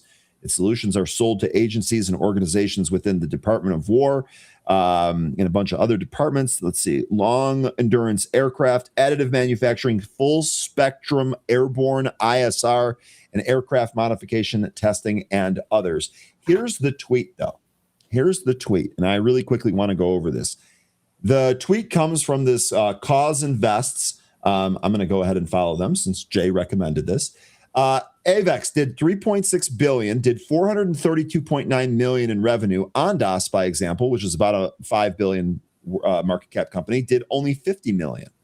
So this tweet here outlines that this company should be worth more than Ondas. Now, I don't know. I mean, I'm not saying that anything here is wrong. I am not shaken from my long-term viewpoint on ONDS here, but this is actually a pretty good comparison here, right? Because it compares it to one of the more popular drone stocks that are out there and makes the case that this one is actually better.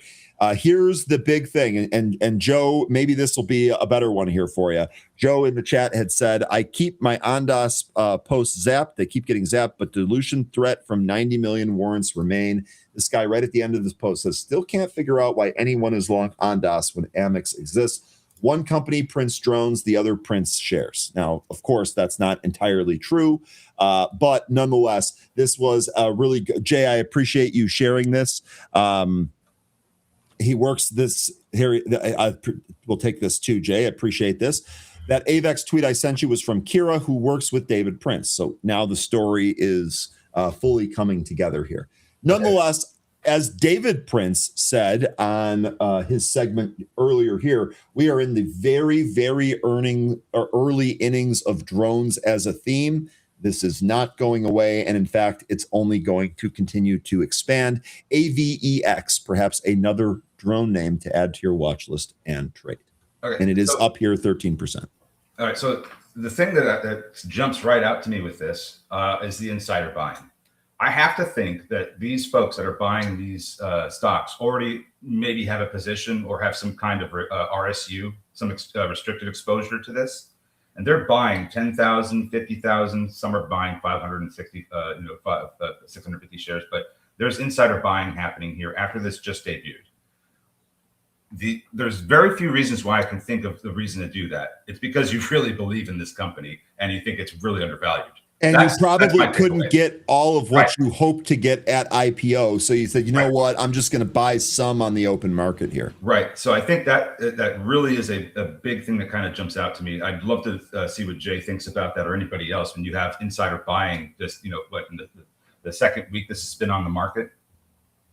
That's just my takeaway from this. So that really stands out as something important to look into, and maybe even, at $20, they got this at $20. It's over 30 now. Yeah, it's almost 40. Yeah. It's actually almost a double already. So, okay. But that's it. AVEX, another drone player there. Maybe it's going to be like Swarmer. We'll see. Keep us posted on the trades. All right, 13. You got any stock that you want to go over? Maybe you want to go over Bull. Maybe you want to pick one. I don't know. But pick one because I need to go to the washroom. Okay, so we talked about short squeezes. Hertz was one that we talked about last night about after the whole run with car is over. Hertz could be the next one. And then Lion had brought up CHH, which has massive short interest. Though I don't think the which chart would you like me to leave up here? Sorry. We'll start with Hertz. Okay, BRB. Okay, so the whole thing with car has been a massive short squeeze with their high short interest, and Hertz Global is no different with their high short interest and days to cover. I think that when it comes to the inside ownership or the holders, this is about the same. It has a very large institutional investor that has most of the shares. It's the same situation with CAR.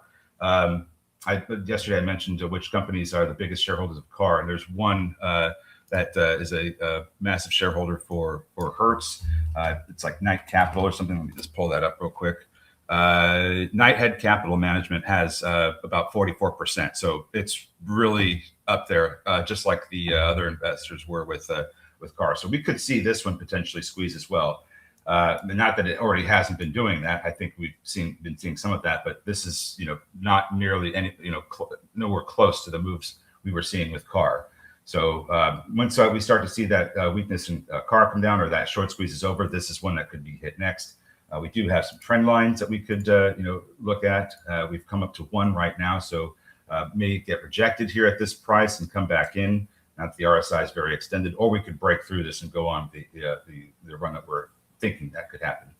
Some other resistance levels to the upside. You got 950, 11, and then a very big one at 15. So that would be Hertz. And then Lion had mentioned CHH. This is another massive high short interest, high days to cover. According to the print we have here, that is 69.91%, almost 70%, with 13.65 days to cover. And this is I believe this is a REIT. Let me look and see here because it's in the hotels and leisure. So let me double check if this is a REIT or not. I'm not sure if it is or not.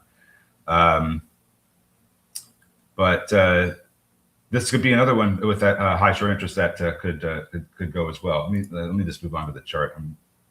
Didn't see anything about that being a REIT. Yeah, I didn't either. Okay, so right now we're kind of stuck in the middle of a consolidation area back from 22 to 24. There's this long 2-year consolidation area from that period.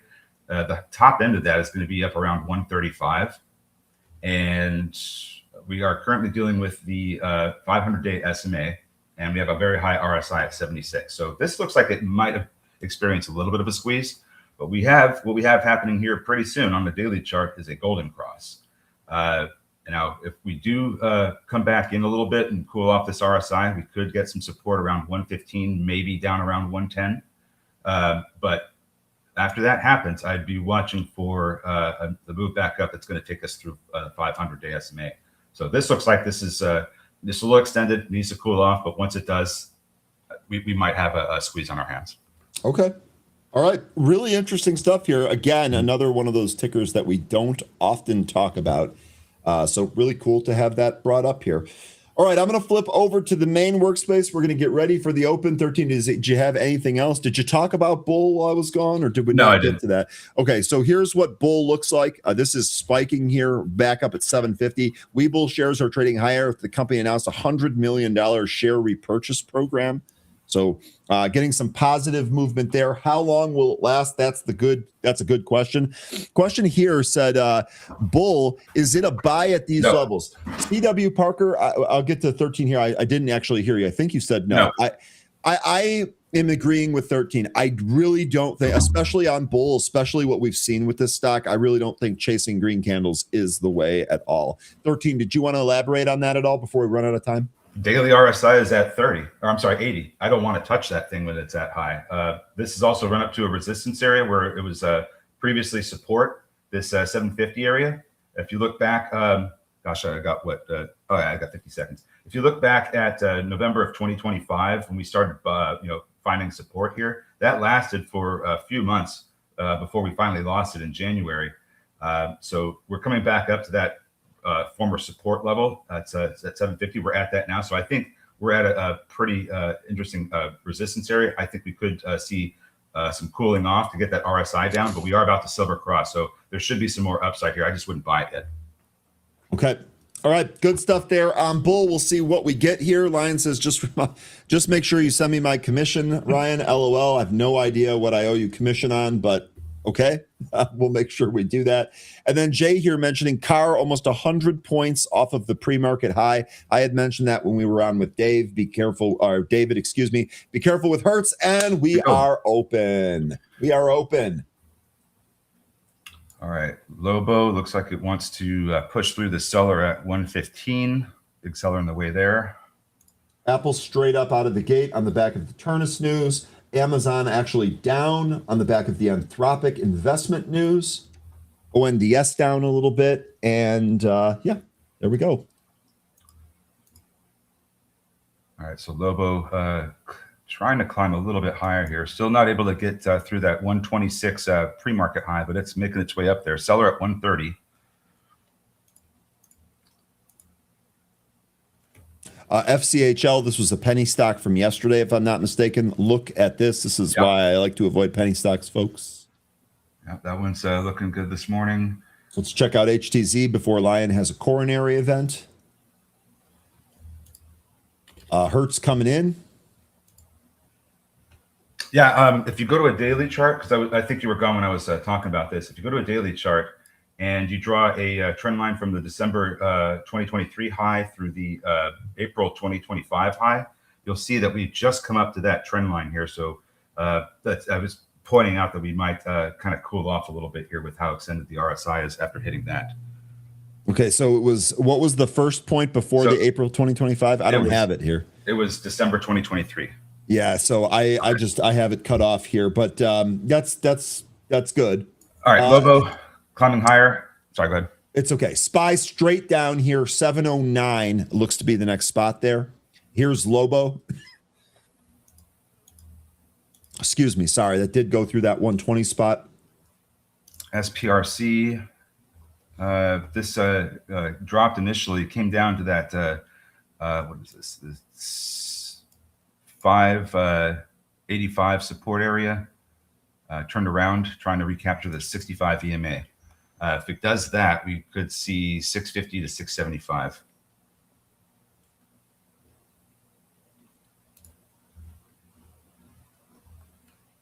Looking around here, CAR is bouncing already. This thing is extremely spread.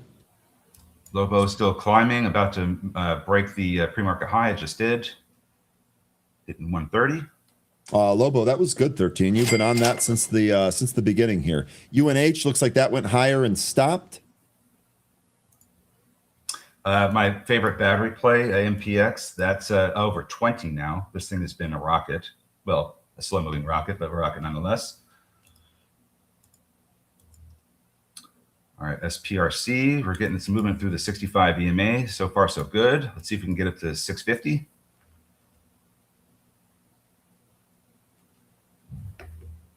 UNH pulling back a little bit here. Can we suggest levels for NBTS? Sure, we can do that. Let me just pull that one up. CAR is extremely spread. It's spread $30. Actually, it might be halted here. Okay, so with NBTS, nice move that we had here over the past CAR halted. Week.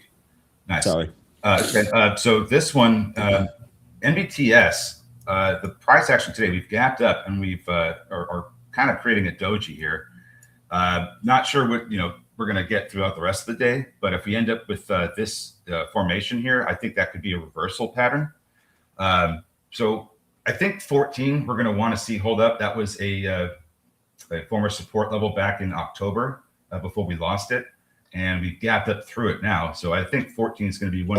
Right through that pre-market high right there on NVTS. Sorry, 13. That just popped right through that as you were going. And then, so I would say 14 is your support. It looks to me like somewhere in the 15 handle Maybe 15 itself could be the resistance.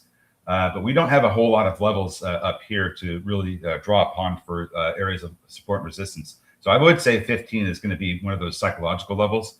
And then above that, you only have really 3 days of any kind of price action with 16. So I'm not sure if that's going to be one we want to pay attention to. But 14 support, 15 resistance, that's kind of what I would go with right now. If we lose 14, we're going to finish filling the gap.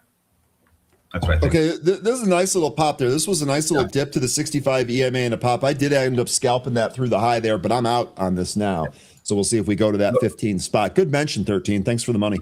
No problem. I'm serious. That was really timely. Sometimes I get to these things late. I had plenty of time there. That was a great move through the highs. Very clear strength there. Good stuff there. Good question there, Shazar. And Beyond Meat, not going for 30 yet, 13. Just saying. I'm calling me surprised. So Lobo, went up to 135, reversed, and is now halted to the downside after it lost VWAP here. So there is somebody up at 135 that has a lot of positions they want to get out of, and that's what has pulled this thing right back down. We'll see what happens after the unhalt. This PRC. Okay. Sorry, go ahead. I was just going to say, Matthew saying, I'm thinking about trimming a little NVTS. I think that's what you were referring to. Not bad, considering it's up 13% here today. These are the days that you want to trim. You just had that move through 15, that 13 outlined. All right. Sorry. I'm looking at the more I look at a longer term chart, the better it looks. But, just keep in mind with the things that we were looking at here on a daily, like it is extended. We could see some resistance up here at we just passed through 15. So we're over 80 RSI now. I don't think it's a bad idea to trim into this, but I think that, we are going to see this come back in with how extended it is now. And it could still extend a little bit further. If you look at the history of the RSI, this last move that back in October that took us up to $18, that was an RSI of almost 90. So we still could extend higher here, but I still think that to your point, probably a good idea to trim into this move. Okay. I would agree with you on that. Real quick, Jay mentioning AVEX. This is one of those new drone plays. I don't know if Jay, if you did something there, but as soon as you mentioned it, this thing started selling off here. It's actually at the low of the pre-market range here at 37. See if it holds 37. Actually just broke 37 there into a 36 handle. Jay, what kind of spot do you like for this? Yeah, Forsman, the SPY has been over 70 RSIs, I think, since Friday last week. That move we had on Friday took us up over 70, and we've been elevated up there since. I think that the SPY is probably going to end up cooling off a little bit. We could see, I don't think we're going to come back down to, that 10% correction area that we just had. I think it's more likely we could, cool off and come down to, I would say, no lower than maybe 695. And that's probably, even a little bit too aggressive. We might not even go beneath 700, but I think that we are going to have to cool off a little bit here. And I'm looking at down around 695. Okay. Jay, appreciate this. AVX, the float is tiny. It will move around a lot. That's what we're already seeing here today. Anything under 35, I will be adding. Okay, we'll see if it gets down to 35. It's literally on its way right now. 13, that SPY chart continues to print LODs. So down here at 708. And, we could continue to go sideways here in the SPY for a little while. I think that's one of the things we were talking about yesterday is that we weren't really getting any clear indication of a direction yet after getting up here. So there could just be some chopping around before we actually get a direction. And that direction may be determined by a number of things. It could be by earnings, the deadline on Wednesday with the Strait of Hormuz. It could be a number of things that gets us, selling off or breaking out. But it's going to be the really big things like that I just mentioned. That's going to take us out of this consolidation that we appear to be in for the moment. Okay, good stuff. Edible getting mentioned here by Trout Bum. Oh, wow. This is Edible Garden. This is spiking here. Is the other cannabis names moving? No, just like it looks like just Edible Garden here moving at the moment. Looks like we're still waiting for Lobo to unhalt. Shouldn't be too much longer. There it is. It just unhalted. Okay, let me put it up on screen here. Bloom Energy, that's higher out of the open, by the way. Lobo, this is continuing to sink. Looks like it might go back to penny territory. And it's trying to recover. Right down there at VWAP 110 there. XRTX, this is starting to move, like really move. Oh, yeah. It's right through its VWAP, too. That's a nice little candle there with some fairly decent volume. Also, retro here, AVEX, give me 30-30. The order is in. So, okay, so you guys like AVEX, but you like it lower here. We're getting a pullback right out of the gate. We'll see how low we go. Okay, something is going on here with Velo because they are taking off, and I don't know what the news is. Is there news? Should we look at it? Yes, they had. Looks like, okay, so they partnered with Andretti Performance. Like the car racer Andretti? Yes. And Andretti Performance partner for so they're going to print F1 parts now for because that let me read this here. That's great if they are. I was just going to say that sounds great. The stock is responding to this. This thing's up 15% now. The partnership will feature Velo 3D branding, the number 34 Andretti Performance Porsche, WeatherTech Race, Westway, Laguna Seca, and Indianapolis Motor. So they're basically a partner for this car. Yeah, but they're also saying part of the collaboration, it will design and manufacture aluminum CP1 radio control mounting systems. So they're actually going to print parts here. I think this is good on the surface. Oh yeah, it's a lot of, because I don't think a lot of people know about this, or that they're actually making rocket components for Starship. So great way to get that name out there. Yeah, put it on the side of a race car. That's a hell of a way to do it. Yeah, you're right, Jay. It is also highly shorted, but it doesn't have the days to cover. It's so they could cover those shorts in a couple of days. We want, for a sustained short squeeze, we want to see at least 5. But yeah, you're right. This has a pretty high short interest. 33.5%. Yep. And that days to cover only 1.6. Its average 100-day volume is increasing. It's up to 2.5 million shares now. Velo, that was a really good mention there, 13. I'm glad that you had eyes on that one. Somebody had I saw that it was moving earlier, and I just kind of was like, okay, well, I've seen this party, this whole thing before. Sure. And somebody had mentioned that, Aluzaf was mentioning Velo up to the sky. And I was like, really? Oh, it is. So because I just didn't notice the news, and it is still going. Yeah, and it could continue to go for a little while. Let's look at the chart now that we're on this one and see where this goes. Where does this go? So 16 looks like a pretty good area. If you look at a daily chart, that's where we've run up to on more than one occasion and ran into resistance. So I would say 16. Okay, 16 next target there on Velo. That would be something. Yeah. XRT getting mentioned by Daniel.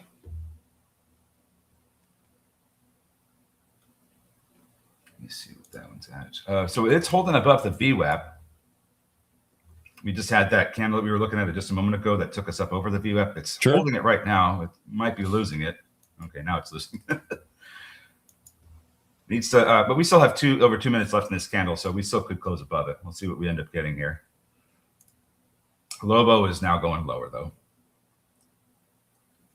New session lows. Looks like 65 EMA is going to be the next target.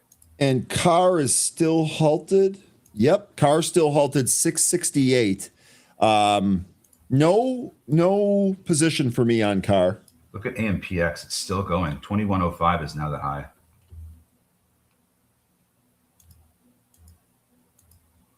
This was a great call on that battery theme, 13. Oh, okay. So SPY is, sorry, I'm a little late to this. The SPY's already bounced a point here, 709.5. Chris Forsman, you were saying earlier you were going to try and wait for SPY to bottom, right? Did you have a level associated with that? Remind me on that one. I can't remember exactly what you said, and I don't want to misquote you. Microsoft calls getting bought. This is for tomorrow. This is a short-term trade here. Also seeing Velo calls getting bought. Those are the May 15s, 13. Love it. What strike? 15. Oh. May expiry. Excuse me. It expires May 15th, but also that $15 strike. I apologize for being unclear. That's fine. It's music to my ears. By the way, AMPX, there's only one day where we've printed higher than we are printing right now, and that was the first day that's traded back in September 15th, 2022. we're pretty much, we're pretty much at like the all-time highs.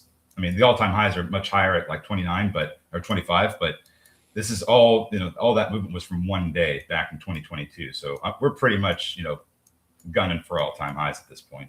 EDBL, which was mentioned right at the beginning here, this pulled back, but back right onto those pre-market highs. We'll see if EDBL can bust through 160 there. Thank you, Chris, for answering my question. I'm looking for 706.35 on the SPY to start to get long. We didn't quite get down there. I think like 708 and change. So you're looking for a little bit more there. And Jay, also Keys, that's still climbing higher. Is that with part of the tester? Is that with? Yeah. Yeah. Okay. Keys, I mean, it's a big one. I think the float might be a little bit heavy, 150 million, but this thing since the gap up, it's been holding. Ryan, you tell me, are we looking at a floating island here that's climbing higher? Yes, we are, 13. Now, here's the thing about this. So we did not get a very clean back test of the bottom end of the range. We did get a pullback to that 9 EMA, and now it has gone higher. So the entry on this made a little bit tougher by the formation, 13, but indeed, we have a break here it looks like new highs. Let me go back to the monthly here. Yep, this looks like a break to new highs. It's trying to roll higher. This is a good mention on Keys. I didn't take this one, unfortunately. I think when Jay was, especially when we were talking about AEHR, and thinking about it, was also mentioning that one. I was looking at Keys because we had kind of linked them in a similar space because of their automotive angle. And since that time, this has gone over. Let's see, I think we were talking about this when it was just underneath 300, and now it's 337. So not a massive move, but still great upside. And sorry, go ahead. No, it's okay. Sorry, I was waiting for you to finish. Go ahead and finish off. I'm finished. CAR is open and going higher. Stop me if you've heard that before. CAR trying to move through 700 as we speak right now. I had given you the spread on this earlier. It was 30 points, but that was right as it was halting. Let's see what we're at now here. Bid-ask spread on this is about $8. Anywhere between $8 and $5. It looks like it's bouncing around here. CAR trying to go higher. Volume looking pretty good. Rip to shorts. I don't know what else to say. And when I brought David on here, I thought he was very, very smart in what he was saying about, you know what? I am looking for big shorts. There's a couple of things that's not meeting my criteria, and I'm okay missing it and telling others to miss it so that you don't get wrecked, straight up wrecked, trying to do something with this one. 950 target from Billy on CAR. That is 250 points away. Great mention. Excuse me, here by Forsman with the CRM monster balance on the 15-minute. I'm looking at a monthly chart, and because I have a trend line here from CRM that goes back to February of 2016, and this trend line we've bounced off of once, twice, three times. Oh, okay. 3 times a bounce off of this, the lovely lady. This thing last bounced in December of 22 off this trend line, and we just tested it this month. I don't think you have your chart's not able to go back that far, but I'll tell you what. Let me see if I can post this in happy hour chat. How far back? I actually have good history on this one. Oh, perfect. Okay, so start with the low from 2016, February 2016. That's right down here. Got it. Yep. Drop through the low of December 2022. That's got to be this, right? Yep. And look where it goes. Rebounced. Look at that. Look at that. So whenever CRM's down, just look at this trend line and think as long as you bounce off there, we're good to go. So that's what's happened here. And let's see here. The level we need to get back above is, to me, it looks like it's 200. Billy mentioning that CAR is squeezing. Indeed. CAR now 720. CARs, this is just... Is anyone trading this? Big B's looking at you. Dara says CAR to 2,000. And I'm like, I'm laughing, but at the same time, I'm kind of like the nervous laugh tear where it's like, yeah, that might actually happen. I'm just waiting for that YouTube video to come out where a rental car, an Avis budget group car pulls up and then the window rolls down and it's Keith Gill inside. I'm just waiting for that. I'm just waiting. We're going to get Roaring Kitty involved in the CAR short squeeze now. No, I'm just saying because this is like ridiculous GameStop levels of short squeezing that we're seeing here. So it would just cap it all off, and it would be like, oh, it completely makes sense now. If that video came out, where he just pulls up in an Avis budget group, rolls down the window, and there he is. That reminds me of. I watch a lot of internets. Yeah, no, that reminds. I watch a lot of 90s and early 2000 action movies. That reminds me of Tomorrow Never Dies, where James Bond shows up to an airport, and Q is in the red jacket. He is literally the Avis rental car guy giving him his new Beamer, the 750. So this is fun. Trey, really quick. Nope, can't handle that spread. Trey, I'm with you on that. We talked about maybe the trade on Carr is actually still to the long side here for short term. I'll tell you what, that spread has me chased away.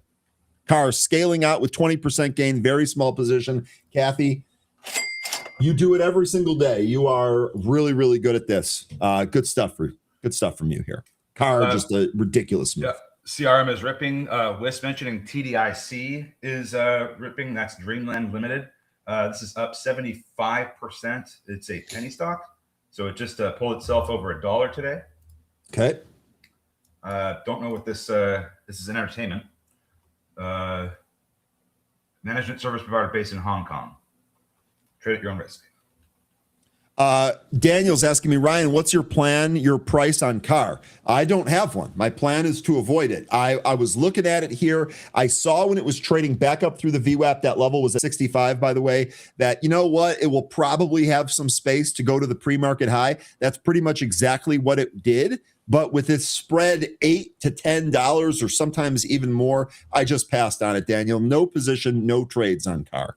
Lion, however, says, I bought a bunch of Carr Leap puts expiring September, not worrying what it does now. Lion, those puts must have been super expensive. Let me know what you said the expiry was September. What was the strike on those? I'd be curious. Florida Yacht Insurance guy says he's gambling on BIN for fun. I just hope it works. I just hope it works for you. Barry, how are you doing on BIN? Forever to Bitcoin, how you doing? Yeah, Jay, Unisys, nice moves, getting a little extended here. I would think that the either $3 or the 200-day SMA are going to be the resistance levels, because we just moved through I think a pretty important resistance level that was established back from, I think it's a trend that I actually have. Let me look at my monthly. Yeah, it's a trend from the lows, the all-time lows that we've had here from starting from February of 2009. We just had to move through that here today. So want to see if that holds up. But this thing really got hammered down. So yeah, I could see how this could come back up. But when it comes to those other names, I think some of those, like especially Cisco, that's more of a supply chain bottleneck for data centers right now.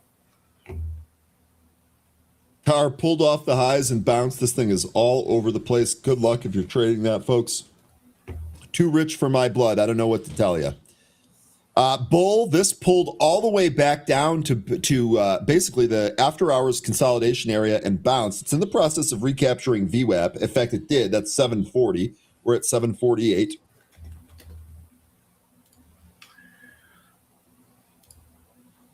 Let's see here. That's a pretty good question. Let's see, where was it? Oh, Kathy, one more thing. Sorry, 13, for interrupting you. I'm such a jerk, but I'm going to get right back to you. Zach's comment here says, Trump said he'll remember, quote, companies that don't seek tariff refunds. Kathy, you've been on the tariff refunds for a long time. 13 and I were saying we didn't think that was going to happen. You ended up being right on that. We'll see how it plays out and what kind of trades it gives us. Keep us posted if you have any ideas on that. But kudos to you. That you were consistent with that. You stuck with that call. That was a good one. We got the refunds have been issued? No, they're starting that process.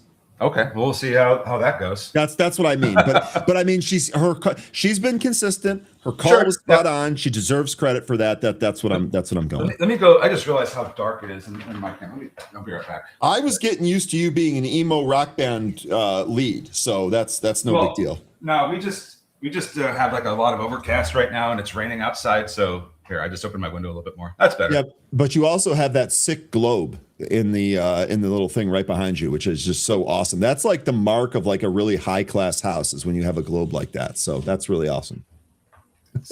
So I don't forget where I am.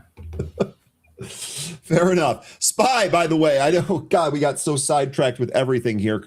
Look at this. Look at the SPY bounce. So this basically came into its 200 EMA and has bounced so far. We did recapture VWAP. We're only 50 cents above it. SPY is trying to go higher. 712 was where we stopped there in the pre-market. Move this back to a day. Herman is asking, are most of y'all day or swing trading? So I would say this. I can only answer for myself personally. I'll let everyone else answer for themselves. I prefer to swing trade. On this show here, I do try and day trade, but if I'm not feeling it, if the market is doing stuff that I don't really have a line on, or if we're just looking at stuff that's spread ridiculous like car, I have no problem passing on day trading. Swing trading and investing are my primary ways of extracting money from the market, but we do day trade here on a regular basis.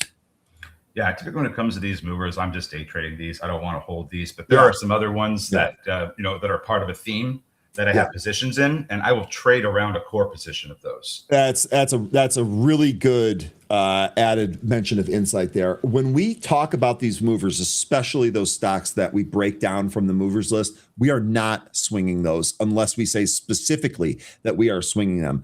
A lot of these junker stocks, especially these penny stocks, things like Lobo, Bind, we're just day trading those, right? As 13 mentioned, if there's a larger theme here, we will discuss that. And in some cases, we will trade around our core position. That's a great mention, 13. Thank you.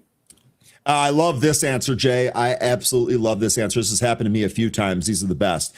I swing trade, but I'm hoping that some of these swings become core positions. That means that swing trade has worked so well and you've been able to book gains early in it that you're able to hold the rest of it with very little risk. And that is absolutely something that we all try to do here. Von Rivera says he's a swinger and then gives you a winky eye. So you take that however you will. AVEX is getting some support from the 200 EMA on the 5-minute. Volume's really low, though, so I'm not sure if this is going to hold up here or recapture the VWAP, but it is getting support from that moving average for the time being.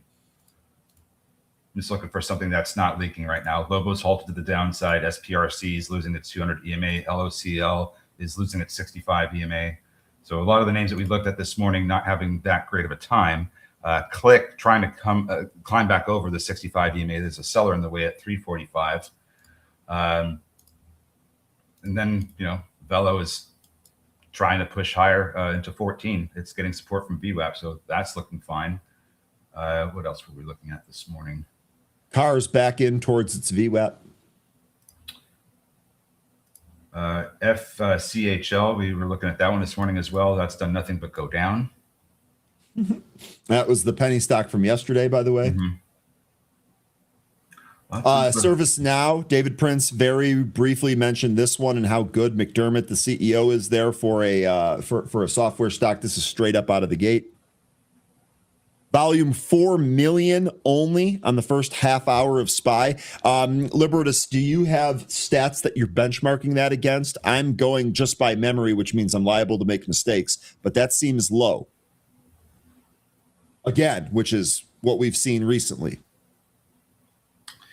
I just saw a question. So, good morning, Chicago Realtor. He was asking us if he's looking about taking a swing in Netflix, and all the analysts are bullish on it. What are our thoughts and why it's not participating in the rally? I think a swing would be okay, but I still think we're gonna end up seeing much lower prints over time. It has really come down significantly off the highs from the earnings, so I could see a short-term bounce. It tries to get it back up over 100. Not sure we'll get over 100, but I don't think that's a bad idea trying to take a swing trade. But I still believe that this is going to end up going lower. Ultimately, and we've discussed this one a lot. And 13, correct me if I'm wrong or if you've changed, but I don't think you have. Ultimately, we believe that there's actually a content problem here. So the deal was one thing. That deal is in the past now. Netflix not a part of it. But the new thing now is a content problem. And remember, a couple of days ago, I read a story that even Netflix's like core demographic, like the people that only know Netflix for their entertainment, even they're getting tired of the lack of content, and as well as the price increases, which albeit are small, now have become more often and are starting to add up. So Netflix does seem like there's some other things here, Chicago Realtor. So I would lean on your technical spots the most for trading that there. Now, they didn't have earnings today, but there is some kind of right. They didn't have earnings, was it? Who? No, Netflix. They had it. They had it last week. So it's interesting because there's this headline here, an update reported April 16th. Netflix adjusted Q1 EPS is actually a 70-cent miss versus the 76 estimate. I don't know if that was what was reported. Okay, so their Q1 EPS was 123. It beat the 76 estimate. Now there's a correction here, update report. So now they're saying it was a 70-cent miss. Interesting, huh? Indeed. So now Netflix will make a big deal with somebody else. Just watch. That's from Izzy. You know what, Izzy? You might not be. Look, if they have a content problem and they go about trying to buy more content, I think you could absolutely be right. 13, I would lean on you because you often have ideas of where that content can be bought. They already do that. And they're going to have to continue to do that. I think what he's saying is that this is going to be a bigger deal, like something like Warner Brothers Discovery. They're buying littler pieces of content, right? Well, so what they're doing is, and I'll use the K-pop Demon Hunters as an example, because that's been very successful for Netflix. They didn't make that. Sony did. And they bought it from Sony, and now they've got I think all the rights with it too. And now they're marketing it and making all the merchandise and everything. So I think it's going to be a lot of that. They're just going to have to buy these already made movies or in production movies from these other studios and run with it. And because they don't have a whole lot that they can make. They don't have a lot of IP. They're going to have to create their own stuff, and that's not going to really work so well for some of the older crowd that wants to see some of the content they grew up with. So I think they have a content problem, and I don't think you're wrong that they're going to make some kind of a deal with a company that has content or can make content, but that's going to be what they're bound to. They have to buy it. Yeah. Now, what I was basically mentioning about the big deal versus the small deal, that's a great breakdown there because the K-pop Demon Hunters is a really good example of that, how they bought that from Sony. But I would consider that kind of a smaller deal as opposed to buying something like Warner Brothers Discovery. And I think that's what Izzy is getting at. Izzy, correct me if I'm wrong, though. I'm not trying to put words in your mouth. I'm just trying to understand your position. A Netflix sports deal is coming. What's the possibility of the target for that deal? Do you have any? That's interesting. Also, you mentioned Roku. CoinFox, are you still out there? I know that you've been looking and trading Roku recently. Boy, I got to get the ticker right before I get the chart up here. Yeah, here's what the Roku chart looks like. Looks way better than Netflix.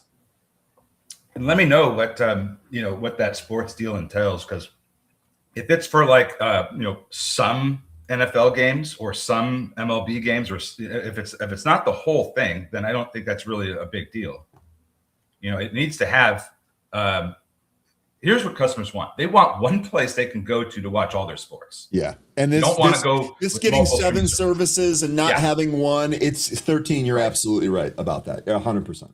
So they need to be able to have the full suite of offerings when it comes to the sports deal, because if they're only going to have some of them, it's just the same situation with another company. People do not want multiple streaming services to watch all their sports games.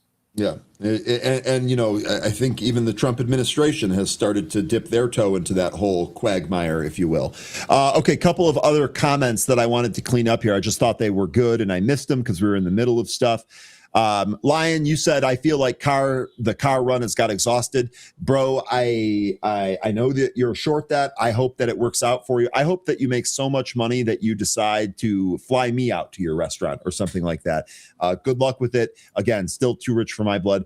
Retro saying, Ryan, I'm getting giddy. The NFL draft is 2 days away. Preach, brother.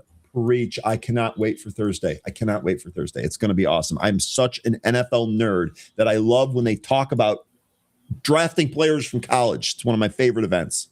Lobo went all the way back down to where it started. So just like the comic character that destroyed his own planet, this company has destroyed its own stock. Okay, that was pretty good. I was thinking of a Rebecca Lobo comment there. This is the opposite of Rebecca Lobo. This is low. She's extremely tall. So that's the best I got. 13. I think yours was better.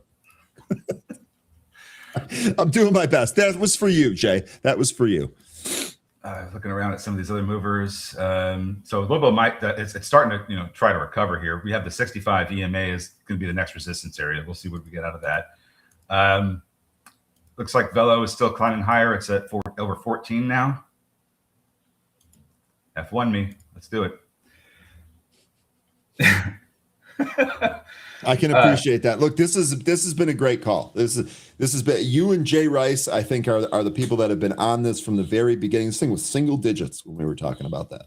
And it's going to benefit from the SpaceX IPO. That's another thing that we probably want to keep in mind. Bank of America, Google, and I think it's EchoStar. Let me double check that and make sure I have this right, because there's companies that already have shares of SpaceX, and when this IPOs, they're going to probably cash out on some of those. Yes, EchoStar, SATS.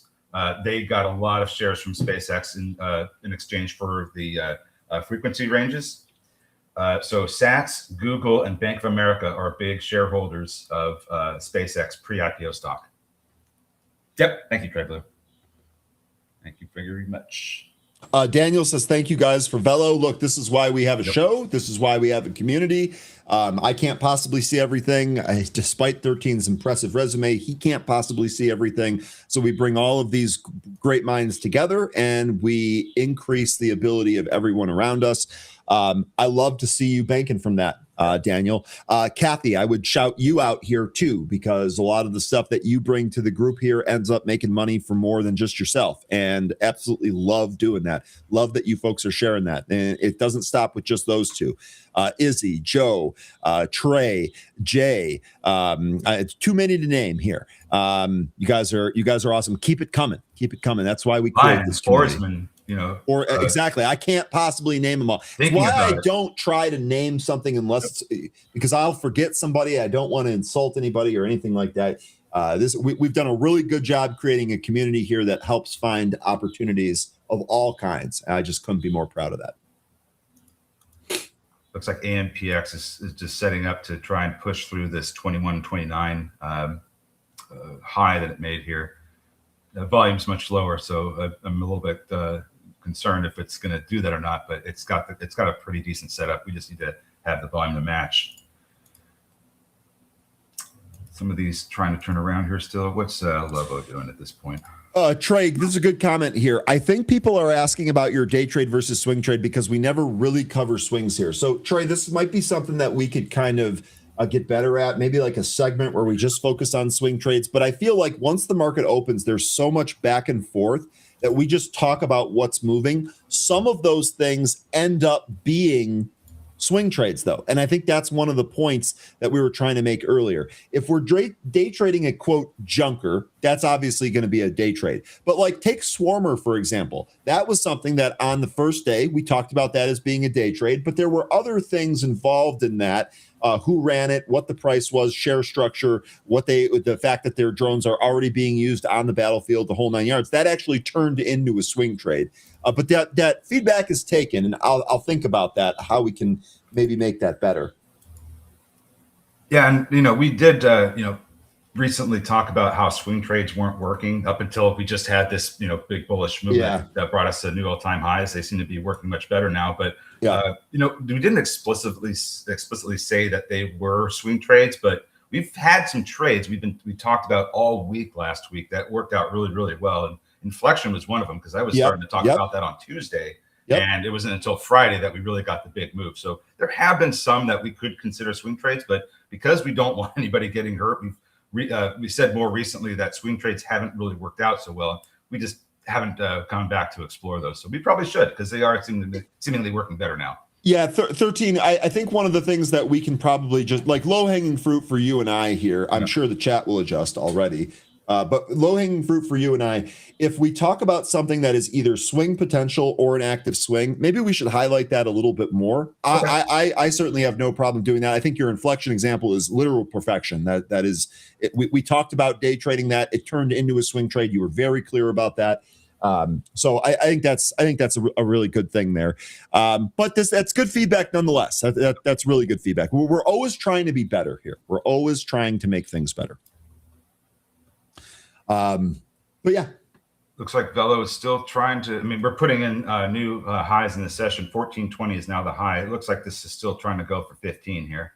Velo's another example of a very quality swing trade, by the way, that you had talked about. That was part of the whole space theme, which also kind of folded into the swing trading thing. We're much more liable to initiate a swing trade if there's a theme backing it. And space was very clearly one of those for 13 for some time now. Yeah, I don't think it's over either. I think okay. we're gonna see some really big moves with this SpaceX IPO. Okay, 3D says yes. Emphasizing day or swing trading is a plus. Okay, so I think we can try and do that here. And I will mention, in fact, I have not had many day trades that have turned into swing trades recently. That's one thing. If I've day traded something, I've been very disciplined to keep it a day trade. But we'll do that more. That's really good feedback here from the group. AHR continues higher. Do you still have that trend line, right? I should, unless my charts are getting absolutely crapped on. I should. Let me check my larger chart there because I don't have it on this one. Because I think today we've hit the trend line.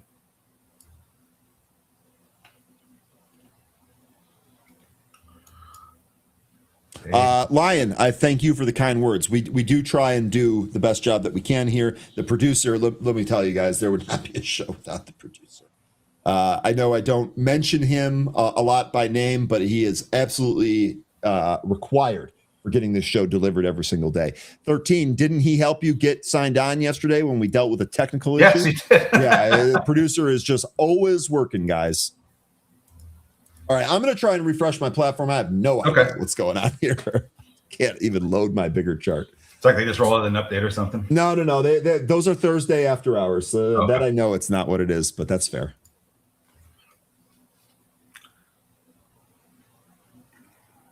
Yes, thank you, Forever 21. He brought up Kodak. I love it. It's seemingly like an AI themed and battery themed play. Fujifilm is very, very big as a potential bottleneck in the AI theme because they are part of. Give me 1 second here. I'll get the correct terminology of it. Very big in the photoresists portion of these AI of the chip making supply chain. Shinetsu, JSR, TOK, Fujifilm, those are the big players. And Kodak, I think we could also include there as well. Your AEHR trend line, this I believe is it. I think the last time that we talked about this, I didn't have complete data in order to draw this trend line, but here we go. And just as you said, we are basically butting up against that as we speak. Yep. And, it's kind of interesting that we've hit this trend line. We've hit it with an 85 RSI on the daily chart. I would be leaning into the idea that we see profit taking. I don't think we're going to sell off and, completely come back down to let's say, 40 or 50. I don't think that's going to happen. But because of how extended this is, how it's just hit this resistance trend line, it would make sense to me if this started to see some profit taking. Maybe we come down to around 80, but I'm pretty skeptical that we fall much further than that. Disney nasty reversal to the downside. It's music to my ears. And Lion mentioning that CAR is pulling back here. Here's your CAR chart. It looks like 700 is providing some intraday resistance here on CAR. AVEX, also the low float drone play that we just talked about, that's also pulling back, cannot get back above VWAP. Just a little color here on Disney on why I made that comment I did. As some of you folks know, they've been having a pretty, I guess we'll say, struggling movie industry over the past several years. Last year was a very bad year for their movies, but this year they have that Avengers Doomsday movie coming out, and that is a very expensive movie to make. Here's what I wrote about this yesterday. The company is gambling a lot of money on the upcoming Avengers Doomsday and the sequel Avengers Secret Wars movies, with budgets of each movie reportedly ranging from $500 million to $750 million each. These movies will serve to wrap up the final phase of the MCU as we know it, with plans to completely remake the MCU in the future with all of the recently acquired superhero IP from 20th Century Fox. To get a sense of what a break-even for one of these movies would be when considering the marketing, distribution, and box office draw, a $500 million movie is going to have to make 3 times that amount at the box office to break even. With the trailer for Doomsday potentially coming between next week and May before the release of Mandalorian and Grogu, moviegoers will be able to react to the trailer, and that's going to give us a sense of whether or not this massive price tag for each movie is justified. That seems like not a good choice, right? 3 times the amount just to break even. The movie going business doesn't seem to be nearly as popular as it was. That doesn't seem like a good spot to be in, 13. These movies have to blow it out of the water. They are gambling a lot on it, and if they don't make that money, these are going to be massive flops. And I don't think there's any guarantee that they're going to do that. I'm not going to speculate. There is an absolutely loaded cast, and from the details that I've read, this might be good, but it's just I've never heard of movies costing this much to make. It's never happened, and as far as I can tell, it's just a massive amount of money for one movie. $500 million to $750 million. That's what the box office draw usually hopes to be. We're talking 1.5 billion that one of those movies will have to make just to break even. Yeah, that's crazy. Cam says maybe I'm just too old, but yawn. Cam, I feel like I'm in the same boat as you, man. I'll be honest, I get way more excited when there's something on a streaming service or even on cable TV that I can watch from my couch than 13 got me really excited about Project Hail Mary. And you know what I found myself doing? I can't wait till I can watch this from my couch.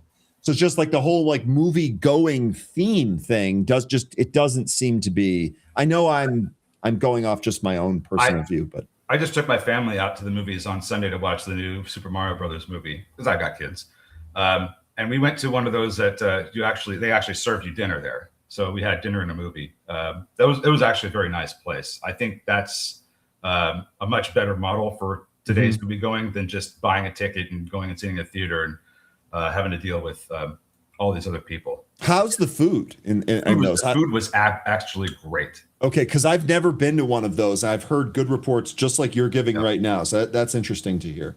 Yep. And Bella was continuing to go higher. Love it. Sure is. This thing's been a rager. I'm handing out an obligatory register ring just because. That's a great question, Retro. And I think the answer right now is not by much at the moment. How much is AI bringing down the cost of movies? Just to be clear, he also talked about zombie movies. But here's the other thing. Remember that Disney recently acquired Sora AI, which was making a whole bunch of those really not safe for work, movie trailers, Disney movie trailers. So the Sora AI acquisition was kind of interesting. So I would say that not yet, but I certainly believe that it's coming. Did I hear about the last Airbender leak? No, I didn't. And I don't think this isn't a live action one because they've already done that twice. And I don't think the first time I don't think it worked out well.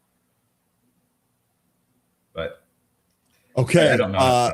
Sorry, I'm going to read this comment here real quick. Lion saying, Ryan, I know I bought a bunch of puts. I'm going to short CAR if it goes back to 723. I got news for you. CAR is halted to the upside at 732 right now. I will only short 100 shares to keep it small. Godspeed, brother. Like I said, I hope you make so much money off of this that you turn into a charity. This is crazy. So one of the things I was pointing out yesterday with CAR was the move that we had yesterday. That was a clear breakout over 500. Today, since we the same move yesterday took us over 600 as well. We back tested 600, that psychological level, and that was our launch pad to go higher. So now that we're over 700, if we close the day above 700, do we do that tomorrow? A back test of 700, huh? Yeah, interesting. I would think that this, if we close the day with this candle here, That we are like similar to when we got yesterday. I think we're going to see a 3-day move of candles similar to this. We might have one more up move here that takes us to that $900 target that was being mentioned earlier. We'll see what ends up happening here. Like you said, it's halted, but yesterday was the biggest move in this squeeze. Joe here saying, back in the day when movies were great, being in the theater with an audience gave a big boost to the experience. Totally agree. You'd know if you saw Jaws back then. So I was just too late for that to see Jaws in the theater. I remember that with Jurassic Park. That was like my first introduction to, wow, movies are like actual big communal things here, because Jurassic Park was something else. I even remember that as recently as Avatar, just the oohing and eyeing from the experience. Sorry, 13? Click was mentioning Click. This is just out of nowhere spiking up towards VWAP. I'm sorry for rambling then. Didn't want to interrupt you know what else is interesting about this? This bounced this is my fault. I'm sorry, guys. This actually bounced perfectly off of the top end of this fair value gap right in here. I am sorry I did not have that outlined already. Damn it. Bullish fair value gap. We're bouncing off that on the 5. VWAP your target. I think one of the best movie experiences I ever had was when we saw the first Avengers movie. The audience was all over that. And it was actually a much better time for movies too. And the Lord of the Rings was also a good experience. There you go. Oh man. I saw all 3 Lord of the Rings movies on release night at midnight when those came out in the theater. And those midnight theater jam-packed for Lord of the Rings. Everyone had a great time. Yep. That's a really good mention, 13. All right, how are we doing with some of these other movers here? Navitas, this is one that you guys were on earlier. That went higher here. Grats to whoever was trimming that. We'll give you some register rings. That's coming a little bit, but hasn't even given up the 9 EMA yet. Car back over 700. Cars halted, 732. So what do you have?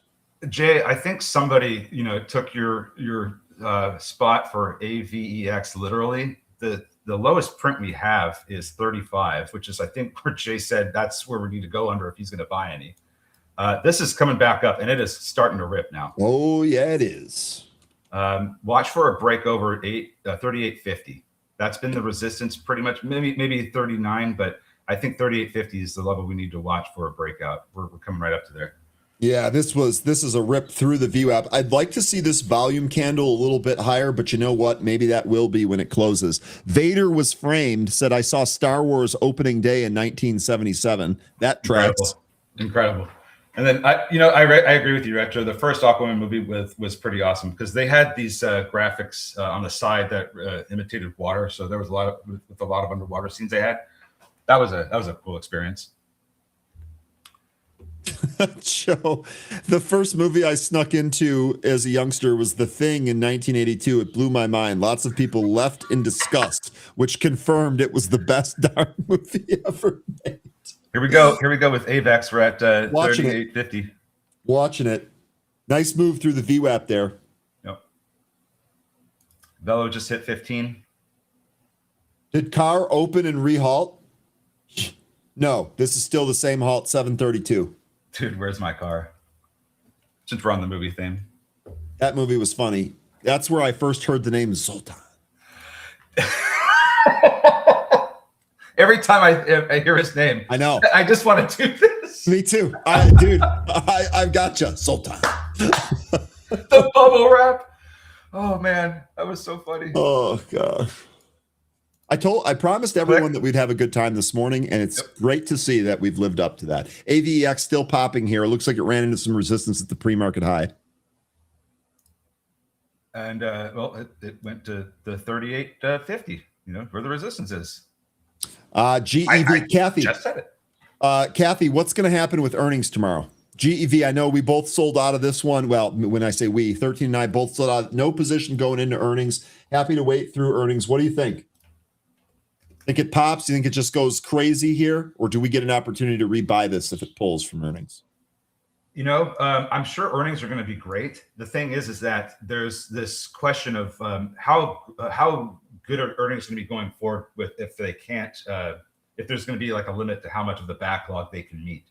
I think that's going to kind of cap how much they can end up pulling in. Yes, the backlog's massive, but at some point, there's just I guess what I'm trying to say is because they can't take on more orders, there's going to be a limit as to how much money they can bring in. Like they can see, like, yeah, when we have room or when we open up availability, we'll be able to make these for you. But that could be, years down the line. So I don't know if, how that's going to play into their earnings. I would think that we may end up getting, the price to come back in some more. But I do think it's going to end up going higher. I think with the run that we've been on, it's probably going to cool off. And if it does, then, buying opportunity. So we hit 1502 in Velo and started backing off. And I was just saying, I see that the confirmation hearing for Warsh is ongoing right now. I haven't seen anything big come out of this yet. We'll see if anything happens. I haven't seen it yet, though. Kathy, thank you for answering my question. I'm holding GEV through earnings. It's a long-term position for me. Okay, so it's not you're not just playing the print there. I'm still curious to see if you think it trades higher here or not. I think eventually it will. It just, like I said, this has gone on a great run. I feel like earnings are going to see some profit taking, and that's going to pull the price down a little bit. But I think it will find some support probably around the 50-day SMA. That'd be my guess. Cut.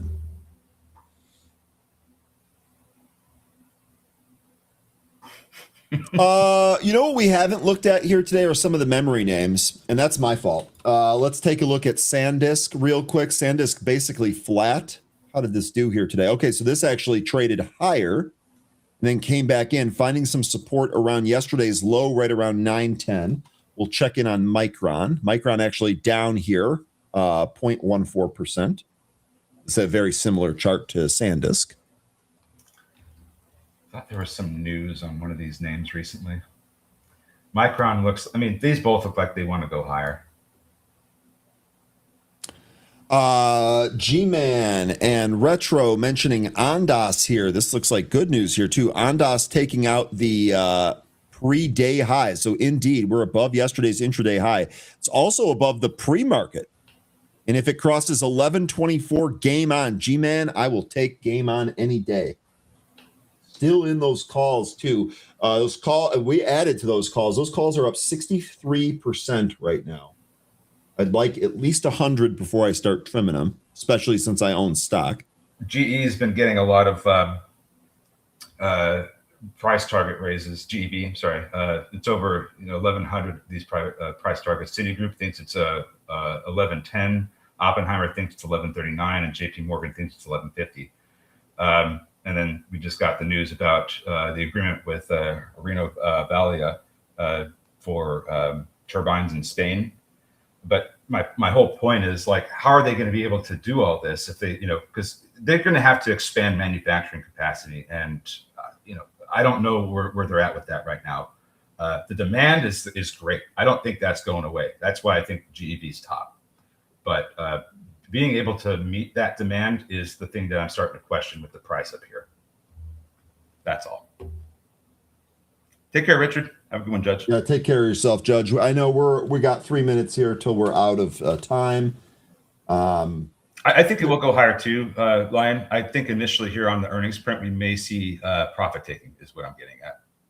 And then once we see like some prints down, underneath 950, maybe as low as 850, I think you'll see a lot of buying, a lot of buyers step in. But I think we're going to end up seeing profit taking because it's had a great run. G-Man saying Ondas above 1124. That's a support resist area. I also have 1150 to 1175 as being another significant one. And I believe 13 yesterday talked about 12 being significant for Ondas as well. I'll touch on that real quick here. By the way, AMPX new session high is 2139 now. This thing is a monster. ONDS. Now, one of the things that I was looking at here yesterday when it came to the chart was, we need to get back above this trend line. It's the bottom end of a channel that the price has been in until it lost it on March 26th. trying to get back into this. We may see that today, but one thing that we have not seen on the monthly chart yet is a close above or at or above $12 since February of 2021. I think that would be a significant representation of the strength of this of the company's price action. If we close above $12 in this month or the next month, I think that's going to help take the price up to 15 or 16. Okay, 15 was that high from early January this year. Here's the trend line that 13 was just talking about. We're basically testing that here today. A move above that, then 12 would be giddy up for this without a doubt. And remember, that's a monthly close above 12. We have not had that since February of 2021. So, okay. All right, really good stuff here. 13, I think we are out of time here for today. Indeed, we are. So any closing words for the group here? Fantastic stuff here today, folks. Lots of winners that you guys are clearly banking on. Love to see it. That means you are going to be ready to come back here and do it all over again with the money you made and put in your pockets and in your bank account. So you know what? Get ready for another great day tomorrow. It's going to be a lot of fun. I'll see you then. Take care, everybody. Goodbye. All right, 13, take care. Great stuff again here today. And as Vader was framed as saying, have a great day and may the force be with you. Amen to that. Folks, another good Tuesday here. Great guest from T3. David Prince is as good as it gets out there. 13, also as good as it gets right there. But the group, you guys, awesome stuff. Guys and gals here today from start to finish. It's been awesome. We're going to be back at this again tomorrow. Stay green, stay safe, stay focused. We will have Anne-Marie on Friday. I'll work to try and confirm that for you. Have a good one, folks. We'll see you.